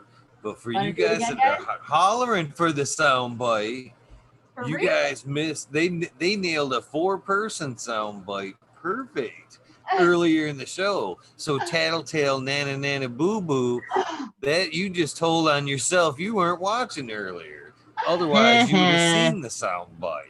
Well, so now you maybe gotta go back and watch that soundbite. But I'm ready for another one if you guys are ready. I mean, why not? You seem to be all fired up. Why not get a double soundbite?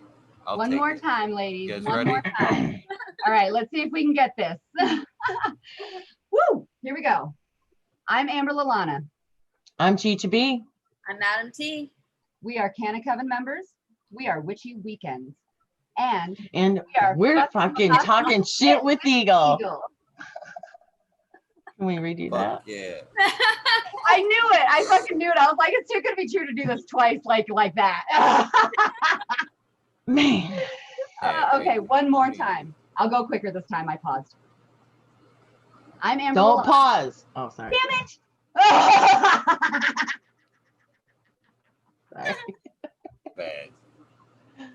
Oh, anyways. Okay, ready? I'm Amber Lalana. I'm Chicha B. And I'm Madam T. We are Canna Coven members. We are Witchy Weekends. And we are fucking talking shit with Eagle. Damn it. See, this is like how it was before. I'm so glad you got the one when you did. I know. I know.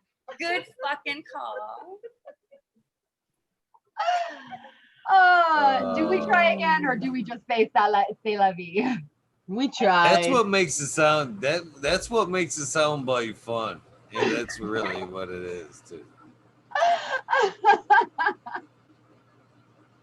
They are loving it too. Even Twisted, it was funny. Twisted chimed in on that one too. If you look back in chat, he was like, "I'm Twisted." Oh shit! I love it. Yes, you are, babe. All right, let's do it one more. Let's see if we can get Okay. third time's charm. Okay, all right. Ready? And that's it. After this, I'm fucking done. Done. Okay. I'm Amber Lalana. I'm Chicha B. And I'm Madam T. We are Canna Coven members. We are Witchy Weekends. And we And are fucking talking shit with Eagle. Nice. I'm That was done. good. We had it, babe. We're too high now. It's fucked. Yeah. I'm so glad. All right, you guys know the deal. We're shutting her down for the rabbit hole, but if you don't, then you guys know, do something nice for somebody. Random acts of kindness do save lives. I'm a living example of it, and thank you guys for tuning in. Hopefully we'll see you all in a few. Those of you guys that want to come hang out, like we said, get your trays and restrooms, get your drinks, and get ready for the rabbit hole. See you guys in a few. Thank you, ladies. I'll see you guys in a few. Bye.